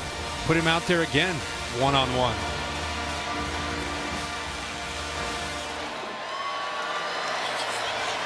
It's Wiggins on him to the right of the screen. They're going to take a look again. And again, it's just too far outside. Just throw the ball up. Let the guy go get it. He's trying to go too far to the edge. And I think Wilson got slowed on his move to the inside. It's all about timing, right? It's all about trying to, you're anticipating. Watch Wilson's route. Kind of gets caught and then works back outside. I think just that little pause was the difference between what Jordan Travis was expecting and what Wilson did. Your point is a good one, though. They have not even tried to test the middle of this Clemson defense with the running game. Now it's 3rd and goal. And now a keeper trying to get to the outside, and no, sir. And flying up to make the play, Jones, and he was joined by R.J. Mickens, the safety. It's 4th down. Well, watch this defense fly. Watch the speed that they have and how quickly. This is hard to run to the outside because they get off blocks. They set the edge, and then you have safeties and linebackers that can run to the football. So 1st and 2nd down, they try to go up into the air to the tall receiver. 3rd down, they try to run wide against the speed of the Clemson defense. And now they're sitting at 4th down and goal. That was 1st and goal at the 2. They've gone backwards. Sweeney charged down there to spend a timeout, get his guys lined up. Still coaching hard. Up 20 here.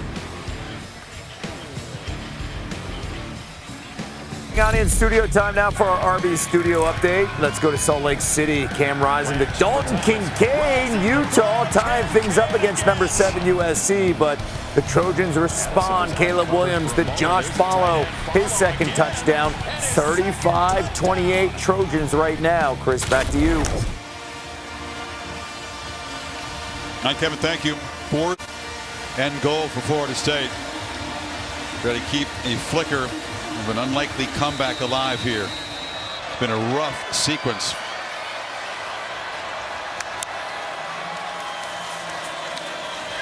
Three-man rush, and the ball is batted down to the line of scrimmage by K.J. Henry. They had dropped 9 or 8 guys back, and the pass didn't get beyond the line of scrimmage. Nothing gets a team fired up like a goal line stand, especially whether you're up by 20 or not. And that's what Clemson's able to do. They had 1st and goal inside the 5, couple fades, they run wide, and then the ball batted right into the face of Jordan Travis with a push. What a move by K.J. Henry off the edge.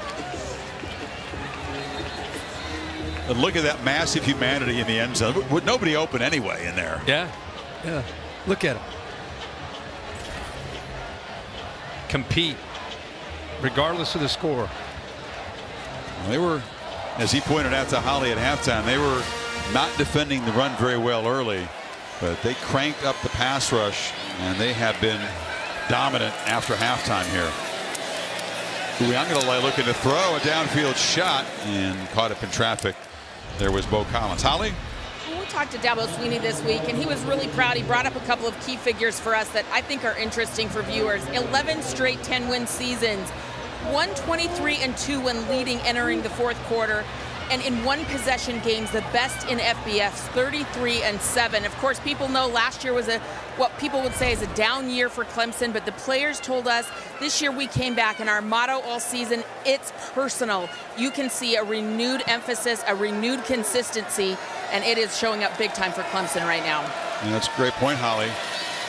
Hand off inside to Shipley. The winning streak began when they beat Florida State a year ago. They already lost 3 games at that point. Things were slipping away. Pitt had just beaten them the week before, but 6 straight wins to close things out speaks highly, because a lot of teams would pack it in. A team that's used to playing for championships, and their conference division hopes are slipping away, and they won the last 6 and now continue the longest FBS winning streak. It'll be 13 if they finish the job here tonight. Yeah, they just couldn't. Think about last year. They played good defense. Their offense just couldn't help them out. Started with their opener against Georgia and just never seemed to get better. This year's been different. 3rd down, throws from his goal line and no chance, out of bounds, way over the head of Brittingstool, and Seminoles force a punt. Like you said, kind of an aggressive approach.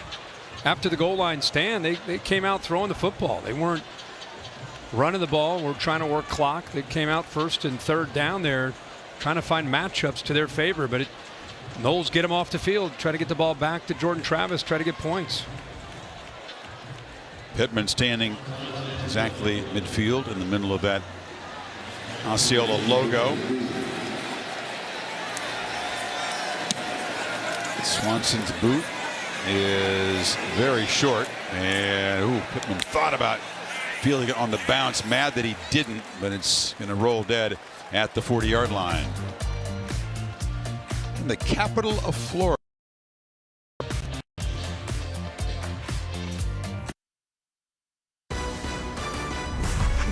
Saturday Night Football on ABC is presented by Capital One. What's in your wallet? The house was once rocking when it was 14 apiece, now clearing out. Good view from the Goodyear blimp, celebrating the challenge of road games everywhere. Are you ready for the road? Goodyear, more driven. Well, Sunday countdown, we talked about the collision between the Chiefs and the Bills. You want to make a pick on that? Rematch of the classic playoff game? Oh, man, I love the Bills, but Mahomes is great too. Go Mahomes. Broncos Chargers on Monday night, 5 Pacific, 8 o'clock Eastern on the app and ESPN Russell's Deportes. Right? So I think he's playing. Yep. Travis is going to be flushed again, trying to make something happen with his legs, and he's still weaving around, fighting hard out near the marker at the 50. Well, when these two teams come together at the end of this game, Dabo Swinney is going to go over there and put his arm around 13 and show him a lot of respect and admiration for the heart that he's playing with against his defense. There's a drop by Benson. He's not having a big night throwing the ball, though he started off doing a pretty good job, but doing everything he can with his legs. 12 different times he's run the football, some designed and many where he has had to just take off and get away from the pass rush. They've hit him and knocked him around. They have not been perfect in containing his scrambles, which we mentioned was a big priority for Wes Goodwin's defense. Travis has run for 56 yards in that touchdown. 3rd and 1. Toafili makes a cut and finds a crease. And he'll rumble down inside the 30. This play is being pushed out this way, right?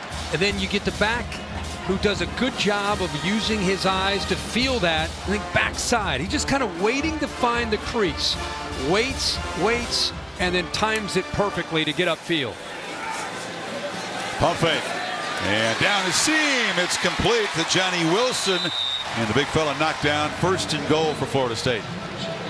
That's what they were doing earlier in the game. They were getting the ball outside and then trying to find vertical seams. The first times we've seen the big guy get a chance to get downfield between a defensive back and a linebacker, and comes off a little hobbling on that low hit. Yeah, he's been dealing with an ankle and to get back to full health. He won't be down. They won't be throwing a fade to him this time down there. Not in the game. See if the approach is different.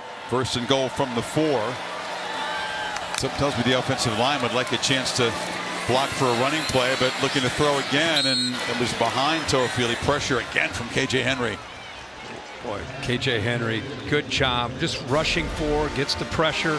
Let's go back to that little pump fake. Then he gets the vertical seam, puts it right between the safety, the corner. And there's that low hit. Kuba went down there, and Wilson in some pain. It sure is. Remember last time they were down here, they took a couple shots to Wilson because of his size. The ball's got to come out fast with this pass rush. Try the crossers maybe. In traffic in the backfield, trying to get out of the way of 2 backs, and couldn't navigate around big Myles Murphy, who's had an evening tonight. That was great. I mean, Myles Murphy, you're trying to read. Is he collapsing to pull it, or is he going to take the quarterback and you can hand it off? Try to make this read. Slow-mo this. Watch this. Try to make that read. He takes everybody. He gets around the block. He takes the back. Jordan Travis had to abort. He wanted to go around the left end because that's Murphy came down, but he took everything away. Just completely blew the play up. Now it's 3rd and goal. The Tiger defense, all the starters out there still trying to protect this 20-point lead. Keep the Noles out of the end zone. Play clock down at 2. Got to hurry. Just get it off. Travis on the run. Fires. Wide open. Touchdown. That was Ja'Kai Douglas, who catches a touchdown pass in his first game of the season.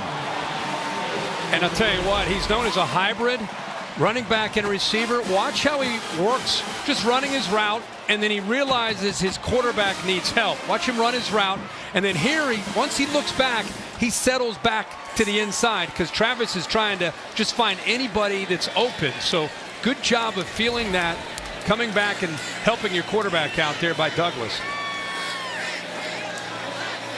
He's been a starter in the past, but just been hampered by injuries, so that's got to feel pretty good for Douglas. And the Seminoles cut it to a 13-point game. Still 9:22 left here in Tallahassee. Kevin Nagani back in studio. Week 7 night window on the family of networks. Undercard and boxing. How about a Rod Laver Arena in Australia?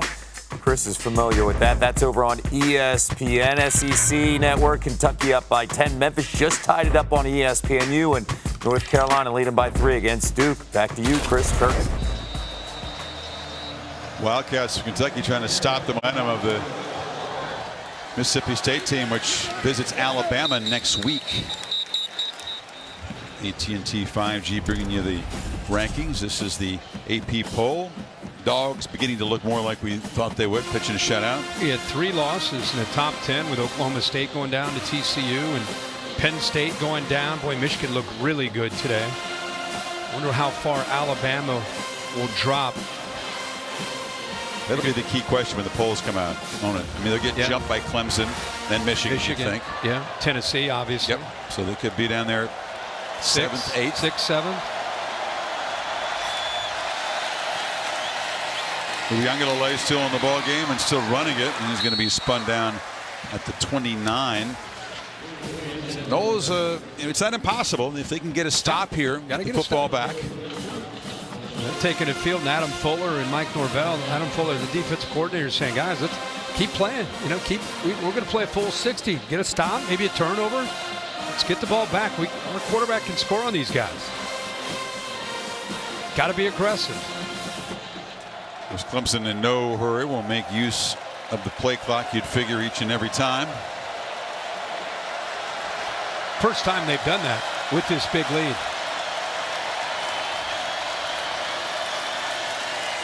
Uiagalelei took a look to the flat, and now he'll just scramble for about a yard, brought down by Robert Cooper and Joshua Farmer, so it's 3rd down. The big thing there, he's got to do a good job of protecting the football. The safeties, Brown steps up, but what you worry about if you're a Clemson fan is the defenders up front on the defensive line. They start to chase from behind, bang, you can knock that ball loose. Robert Cooper with that big strong right hand came close to trying to get his hands on that ball. Crowd that's still here trying to make some noise, and they force a punt.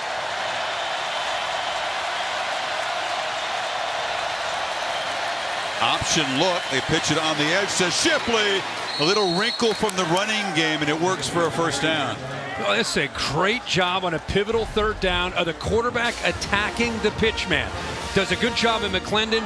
See, McClendon's waiting for him to pitch it, and then he's going to run down the line to go get Shipley. But instead, he attacks, makes 9, sell out, commit to the quarterback, and then you deal it. So that was really well done there by DJ Uiagalelei, showing great patience and making McClendon eventually bite down where he could kick it out to Shipley. Everything was sharp. When you see teams that don't run the option, try to run it. Sometimes it doesn't look pretty. That was beautiful. And on a big 3rd down. Snap it at 1 on the play clock. Shipley again. Boom.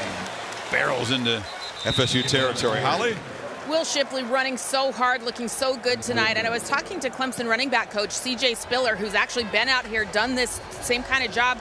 Said the best thing about Will Shipley is his football IQ. He said he actually gets better as the game goes on because he makes these little subtle adjustments. Sometimes we're coaching it, sometimes he's figuring out on his own, but he is blown away by this guy's football IQ in their meeting rooms and how he adjusts as the game goes on. But what I'm impressed with tonight, Will Shipley's running harder than we saw him run against NC State. He's turned it up a notch, and you can tell. Big time. He's not just football IQ, he's just high IQ, 4.0, business management major.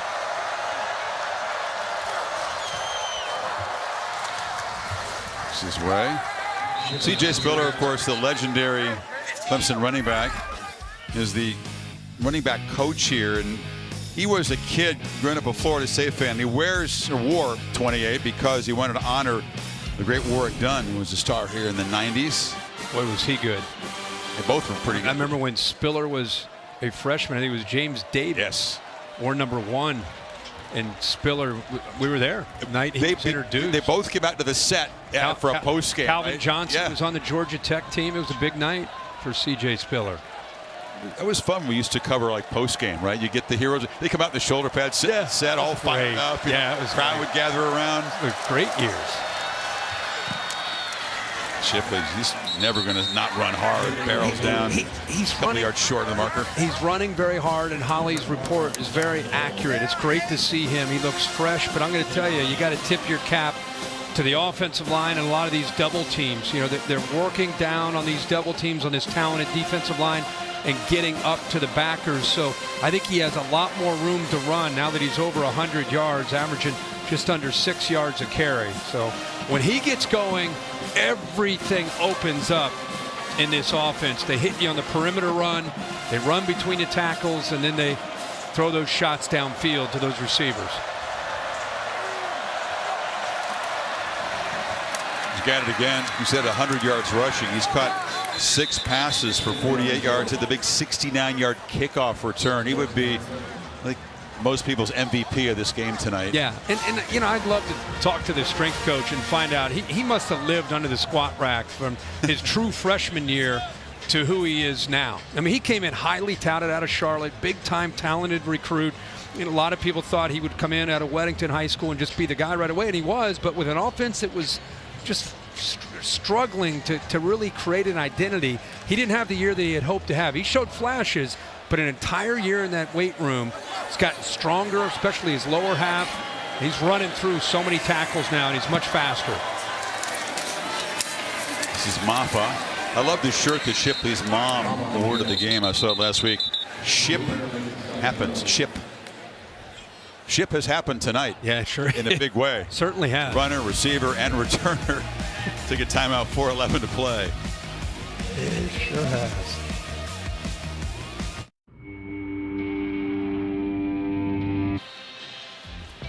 ACC Network has the ACC Huddle at 11 o'clock Eastern Time. That's coming up very soon. Jordan Cornette, Eric McLean, that former old bearded Clemson offensive lineman, Mark Ricks, FSU grad, so both schools represented there. E.J. Manuel in the mix as well. They can break down the Cuse win. And this performance by Clemson tonight. A bunch of teams in the ACC actually idle today. Probably all looking in, watching this one. And seeing what the Tigers are up to. Plenty. And they fake it. Uiagalelei is going to be knocked down behind the line. Second sack of the night. Hold on to that Malcolm football. Ray. What do you make of the Cuse traveling down to Death Valley against Clemson? It's the last ACC home game for the Tigers. I guess if it were at the Dome, you would think, uh-oh, be careful. But at Death Valley, I don't know. Can Syracuse go in there and win?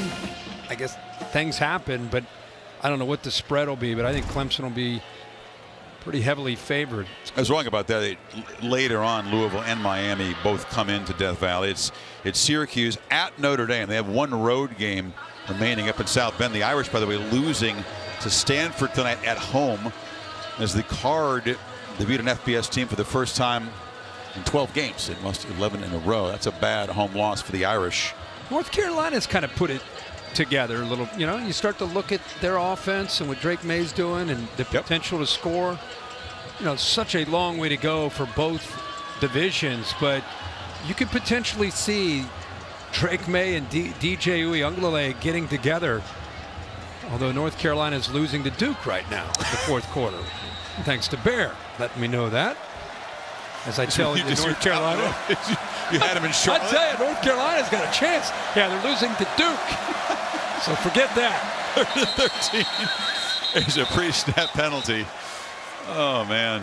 Because you and I, a lot of times, are there in Charlotte. Offense. We are. To watch Clemson just. 5-yard penalty.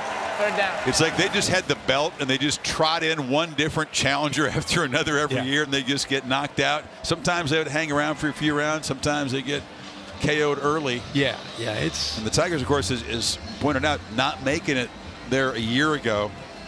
So it starts with that. You got to win the division. You got to win the conference. You got to win the state championship. So they got the Gamecocks coming in for the finale. Get your orange britches on there later in the year. Championship pants. Yeah, 3rd and 18. Quarterback's going to keep it. They're going to have him take one more shot. I guess it's a low-risk play, protecting the lead, but it'll be 4th down and long now. Did we already throw Clemson's remaining schedule up? You start to look at who they have to play, and you mentioned some of it. I mean, they're going to be heavily favored. And you start to look at what's happening with Tennessee and Alabama, Ohio State and Michigan and Georgia and all these great teams that are out there. I don't know why, after watching Clemson now for over half the year, why you can't throw clearly their hat in the ring after off year. Well, I know you and I'm just saying a lot of people are kind of still waiting to see who they are. And I think from, from the NC State game on, I think they really have shown to be a complete team. Because everybody's, in the preseason you talk about Georgia and the SEC and the Big Ten, and people are starting to forget about Clemson a little bit. Well, Wake Forest was a serious scare. I think they had something to prove after that game. They got to Winston-Salem with the I think it added to the doubt after watching the Wake Forest game. It had 6 touchdown passes allowed that day. But you're right. They're going to be solid favorites. I mean, Syracuse, a worthy challenger, and then they got the 3 games at home, and then if things work out for them, off to Charlotte, and it would be, I think, impossible to deny an undefeated Clemson team a spot in the playoff. Yeah, of course. Putt is away from Swanson, and it'll bounce backwards. Beautifully executed there. Sand wedge rolls dead at the 5-yard line. DJ enjoyed that one. Oh, he's enjoyed a great game. This is in the first half where he gets the ball thrown downfield to Antonio Williams, avoided the pressure. He's been spreading it all over, really, and running the football just in command. This is a first play of the second half after a big kickoff return. Go to a flea flicker, waits for it to open up down that left sideline and hits Davis Allen for another touchdown pass. 15 completions. He's run it 14 times. Add some rushing yards onto the 203 passing yards and no turnovers. Yeah, no turnovers. Knowles from the 5. They do get the big receiver Johnny Wilson back on the field, and as Travis from his end zone delivers across the middle. I think the greatest made by the tight end McDonald. The greatest thing, that if you're a Clemson fan, forgetting all the looking down the road at a potential ACC championship and all that, you have a motivated football team. So I don't think they're going to get ahead of themselves. They're not going to think about looking at this game or that game. I think Dabo Swinney, because of the year that they went through last year, he's got a team that's anxious to get back to where they think they belong, which is winning the ACC and getting back into the playoff. Talk about the playoff thing. When Alabama loses, is always a big story. Tide obviously not out of it, but no margin for error. Tennessee and Georgia will collide in the SEC East, and that conference is going to play a big role. Yeah. Ohio State and Michigan, it would be surprising at this point if they were not undefeated when they collided in Columbus. And so the winner of that obviously is in great position heading to Indy as a favorite in that game, but the loser also not out of it. No, not at all. Michigan, boy, they took a big step today with a dominating performance against Penn State at home. Oklahoma State took their first loss of the season, that OT game, as Travis is trying to escape, fighting for his life. Somehow does. He's going to scramble and hurdle people and get a first down. Quarterback continues just to fight to the final minutes here. Again, he's sacked. Bruce, he has him again. 11's on the pressure. They don't blitz anybody. Little twist game up front, but 11 had him. KJ Henry had him, and he doesn't give up, man. This kid's a fighter.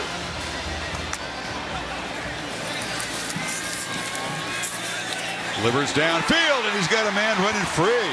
And that is big Marquiston Douglas, who's out near midfield. If the Noles could get a quick score here and keep hope alive, this could get somewhat interesting down the stretch. Does a nice job of safety in the middle. Good seam there between the corner and the safety. They've been finding that seam. And that's one way to get the ball upfield in a hurry. Hit that tight end. And another big throwaway at Pittman, running free. He was behind the linebacker. Carter just missed him. Would have been a tough throw. Best thing about that is it stops the clock with the incompletion. Pittman's been contained tonight. We talked about the versatile weapon and a nice return on the punt, but only one catch, Kirk, for 6 yards. Clemson will feel good about the job they've done on former Oregon Duck.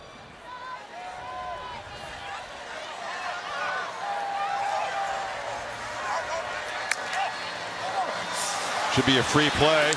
Travis looks underneath. And again, he's using Big Douglas, who's bouncing off people. Big fella, rumbling, bumbling, stumbling, dragging a dude down to the 25-yard line. And there still is hope here with 2:25 to go. I mean, he's 6'4", 270. You mentioned a free play. They jumped, and he got rid of the ball in a hurry. Offside. Defense. The penalties decline. Zucker plays the first down. Clemson. No fun to tackle late in the game. No way. I mean, look, Clemson's dropping everybody. They're dropping like a Tampa 2, dropping their middle linebacker, but you got to wrap up. Barrett Carter bounces off a Trotter, the other linebacker. They went in no part of hitting him high. Guys are trying to go low against him. Yeah. Travis with a deep drop, flushed out, scanning, fires to the end zone, jump ball, touchdown, Florida State. Kentron Porti.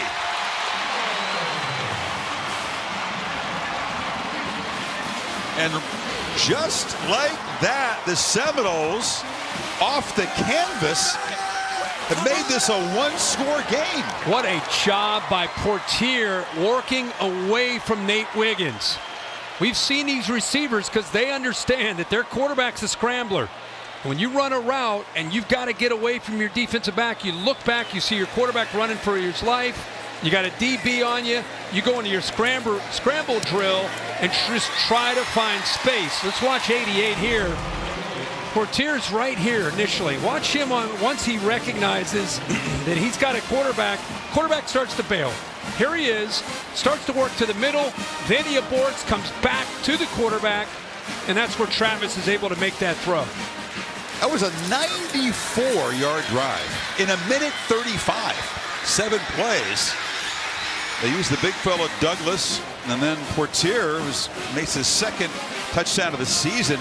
Jordan Travis just fighting and clawing, and hey, anything's possible here at this point. Jordan Travis has willed the Noles back into this game now, down 6 with 2:17 to go. You don't have a timeout, which does affect the strategy here. You got to go onside kick. Got to go onside kick. But man, even if they end up losing this game, anybody who's watched this game, they're going to be talking later tonight and tomorrow about, you watched Jordan Travis last night, and that kid was scrambling around, just doing everything he could to make plays and give his team a chance to try to compete tonight. They're going to throw a little trickery here. They do this sometimes, bring on 2 kickers to try to confuse the hands team. We're in number 16 is Ryan Fitzgerald. See who actually kicks it. Mac Chimento is the other kicker. I'm guessing left. Yeah, it gets a hop, but doesn't go far enough. And Spector just waiting for it and collects it. So Clemson will take over and should be able to bleed the clock out now. Pittman starts to 4 almost, but that big hop gave Spector a chance to secure the football. That's just luck. You're just hoping it takes that quick little hop and then up into the air to give the kicking team a chance. Pittman timed it up pretty well, but the big hop gave Clemson an easy chance. And good coaching there. You want to go after. You don't want to stand there and wait for it to come to you and then get leveled. He made a decisive move, comes up with it, and now it's going to take something wild for the Seminoles to get the football back here.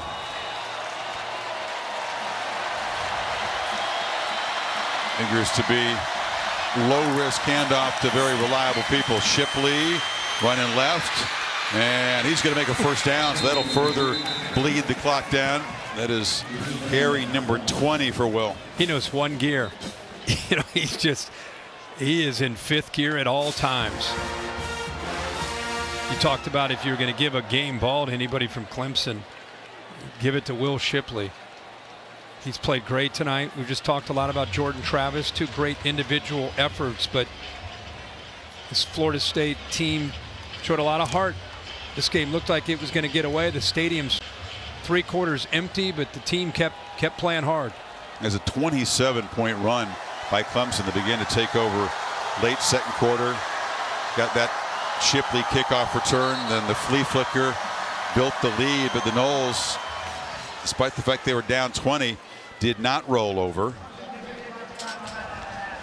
But appears it's going to be a 3rd consecutive loss for Florida State. Mike Norvell clearly making progress here. Now the challenge will be for his guys to keep it together. The goals they had talked about beginning of the season are going to fade away, but can they find the motivation and the cohesiveness? They say they like each other. that's going to be tested, the motivation down the stretch here now. You know what helps, though, when you're down 20 and it looks like you're playing Clemson and you're going to end up losing by 40? They fought back. Yep. You know, and I think when you're building a program, just seeing that, they wouldn't have done that 2 years ago. Probably wouldn't have done it last year. This is a team that Mike Norvell is building the right way. They had to change the character and the culture, and that takes time. You got to flush some of it out, bring in some new people. And if I'm a Florida State fan, I like that we're getting footing. We're starting to get a direction that makes you feel good. Now, are they back to their glory years? Of course not. But at least I think you got a right guy leading you, and you're going in a good direction. You need to recruit more quarterbacks like Jordan Travis, too. There aren't too many. And just the skill set. Now, it's hard to find that hard, but the skill set of running and throwing fits this offense very well. Look back at some of the moments here in the second half, too. And while Clemson was busy scoring all the time, their defense made that goal line stand when the Noles had 1st and goal at the 2, and they stopped them there. They tried the fades. That didn't work, and that ended up being a big play. Had the Noles begun the comeback a little quicker, yeah, you know. Yeah, and think about how the second half started. The opening kickoff by Shipley, he puts them in great territory, and the very first play for Clemson, the flea flicker, and in a blink of an eye, they score a touchdown. And you haven't even settled in. That middle 8 was a 17-0 run. Last 4 minutes, first 4 minutes of the second half, Clemson scores 17 points, and that really was a difference in the game. They're going to make it 7 in a row victories over the Noles in this rivalry. Extend the FBS long winning streak to 13. And, of course, take command in the division. The Noles faithful who hung around did see their team fight, and I think you're exactly right. They saw a tremendous game from their quarterback.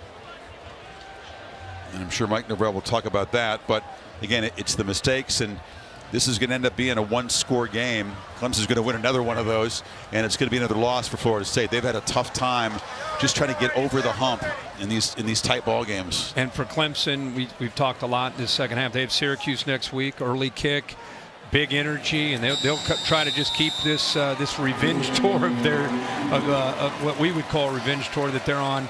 Keep it going. See if they can win again and keep the momentum built that they have going right now. There were so many doubters of DJ Uyunglele, even after the opening game. You know, they played Georgia Tech, but Cade Klubnik, the backup, came in and played well, and there were people thinking that DJ was going to lose his job even though they won that game. And man, as he erased that narrative, he continues to build in a strong bounce back year for him. Goes on the road, takes care of business. That's KJ Henry there, part of that defensive front. Those guys finally back together, Kirk, for the first time, and it didn't look pretty early for that defense, but man, did they respond. They sure did. You know, and like you said, I think they were on their heels a little bit early, and that's a credit to Florida State's offense and the plan that Mike Norvell and his group put together. Norvell congratulating DJ. Special feel for quarterbacks, and you know what he sees on the other side. Holly's worked her way to Dabo Sweeney.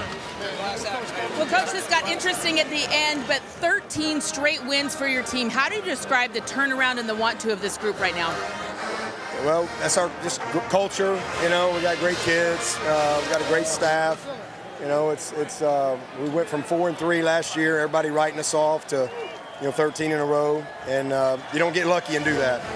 And so proud of these guys. It's not easy to win, especially on the road. That's 4 road games in our league on the road. But I think to me, we need to acknowledge Coach Norvell and these guys, because these kids didn't quit. I mean, we're up 20 points, and I kept telling our guys, and I'm disappointed in how we finished defensively, kind of playing to a scoreboard, people leaving, and all of a sudden we forget, these kids ain't quit. And I think that's a real compliment to Mike and his staff. And I told him that before the game. These guys, I think, have turned the corner down here. They played their butts off. We were very fortunate right there at the end, but I'm really proud of our team. I'm proud of this guy. This is a great win for us. And, Well, let's bring him in. That was going to be my next question. I thought Will Shipley running the ball hard. How did you get the running game going tonight, and how are you proud of this young man? Yeah, well, we knew coming into the game, and we probably, my message to the team was if we outrush them, we win. And we probably didn't after the way the game ended, but this guy right here was awesome. We knew it was going to have to be one of those type of games. We got him going early. He gets better as he goes. and he's just kind of built that way. But he's a special young man. Really proud of him. He was a heart for us tonight. He and that number 5 in that offensive line. Yes, sir. And you did get better as it goes. You had some great pass catches. You turned little things into big things, including a return in the return game. Tell me what was so good about you tonight. I'm just having fun out there. Thanking God for every opportunity that I have to inspire other people. So, any chance I get the ball in my hands can help this offense, can help this team. I'm gonna put my front foot forward and do everything that I possibly can. DJ Uyunglele led this team in rushing last week. I wondered if that lit a fire under you guys, because I felt like you were running really hard tonight, Will. Yeah, I definitely had some grudges against myself, as well as some things that people have said, leading up to this game. So I wanted to prove some stuff tonight, and I believe we did as an offense, and I believe I did as an individual as well. Your team motto this year is "It's personal." You felt like you left too much on the field last year. What do you think you've done to turn the corner? I think we've done such a great job. Leaders are emerging, playmakers are emerging. The coaching staff is doing such a great job of putting us in a great position to win. And that's truly what it comes down to, is just making plays and going out there and doing your thing. Thank you so much. Thank you, Ollie. I appreciate it. Impressive player, impressive guy. You find fuel wherever you can. I'm not really sure who was doubting Shipley, but hey, whatever, he got it going tonight. Isn't it funny how 18 to 22-year-olds, hey, they're questioning you. They don't believe in you. Oh, sure. They didn't score a touchdown last week. For Dabo, clearly tempered enthusiasm. He got outscored 14-0. They give up 206 rushing yards. They got outgained by 90, but it was just the strip sack by Murphy. This team knows how to make plays to switch momentum and then build on it. Yeah, and I think he saw what you and I saw. He saw a Florida State team that didn't give up when they were down 20. He said, my defense is playing to the scoreboard. I think he was right a little bit there. So yeah, you get a win, 34-28, and yet you can still walk away and go to the film room and say, guys, second half, what's going on here? So you can keep your team hungry. You can keep your team motivated to get ready for that next game against Syracuse. So it's a win-win for Clemson. Get on the road against a good Florida State team, win it. Wasn't pretty in the second half, but they still win, and just keep building for the rest of the year. Yeah, mission accomplished on a very wild day and night in college football. The Tigers stay unbeaten and stay very much in contention for another college football playoff bid. We enjoyed it tonight from Tallahassee. Hope you did. Game produced by Bill Bunnell, directed by Derek Mobley. Entire crew here. Everybody in the booth. Mark Amento, Mike Black, Bill Lamagne, Chris Felica, Holly Rowe on the sidelines, Chris and Kirk. So long. Darren Brown's over here. Good night from Tallahassee.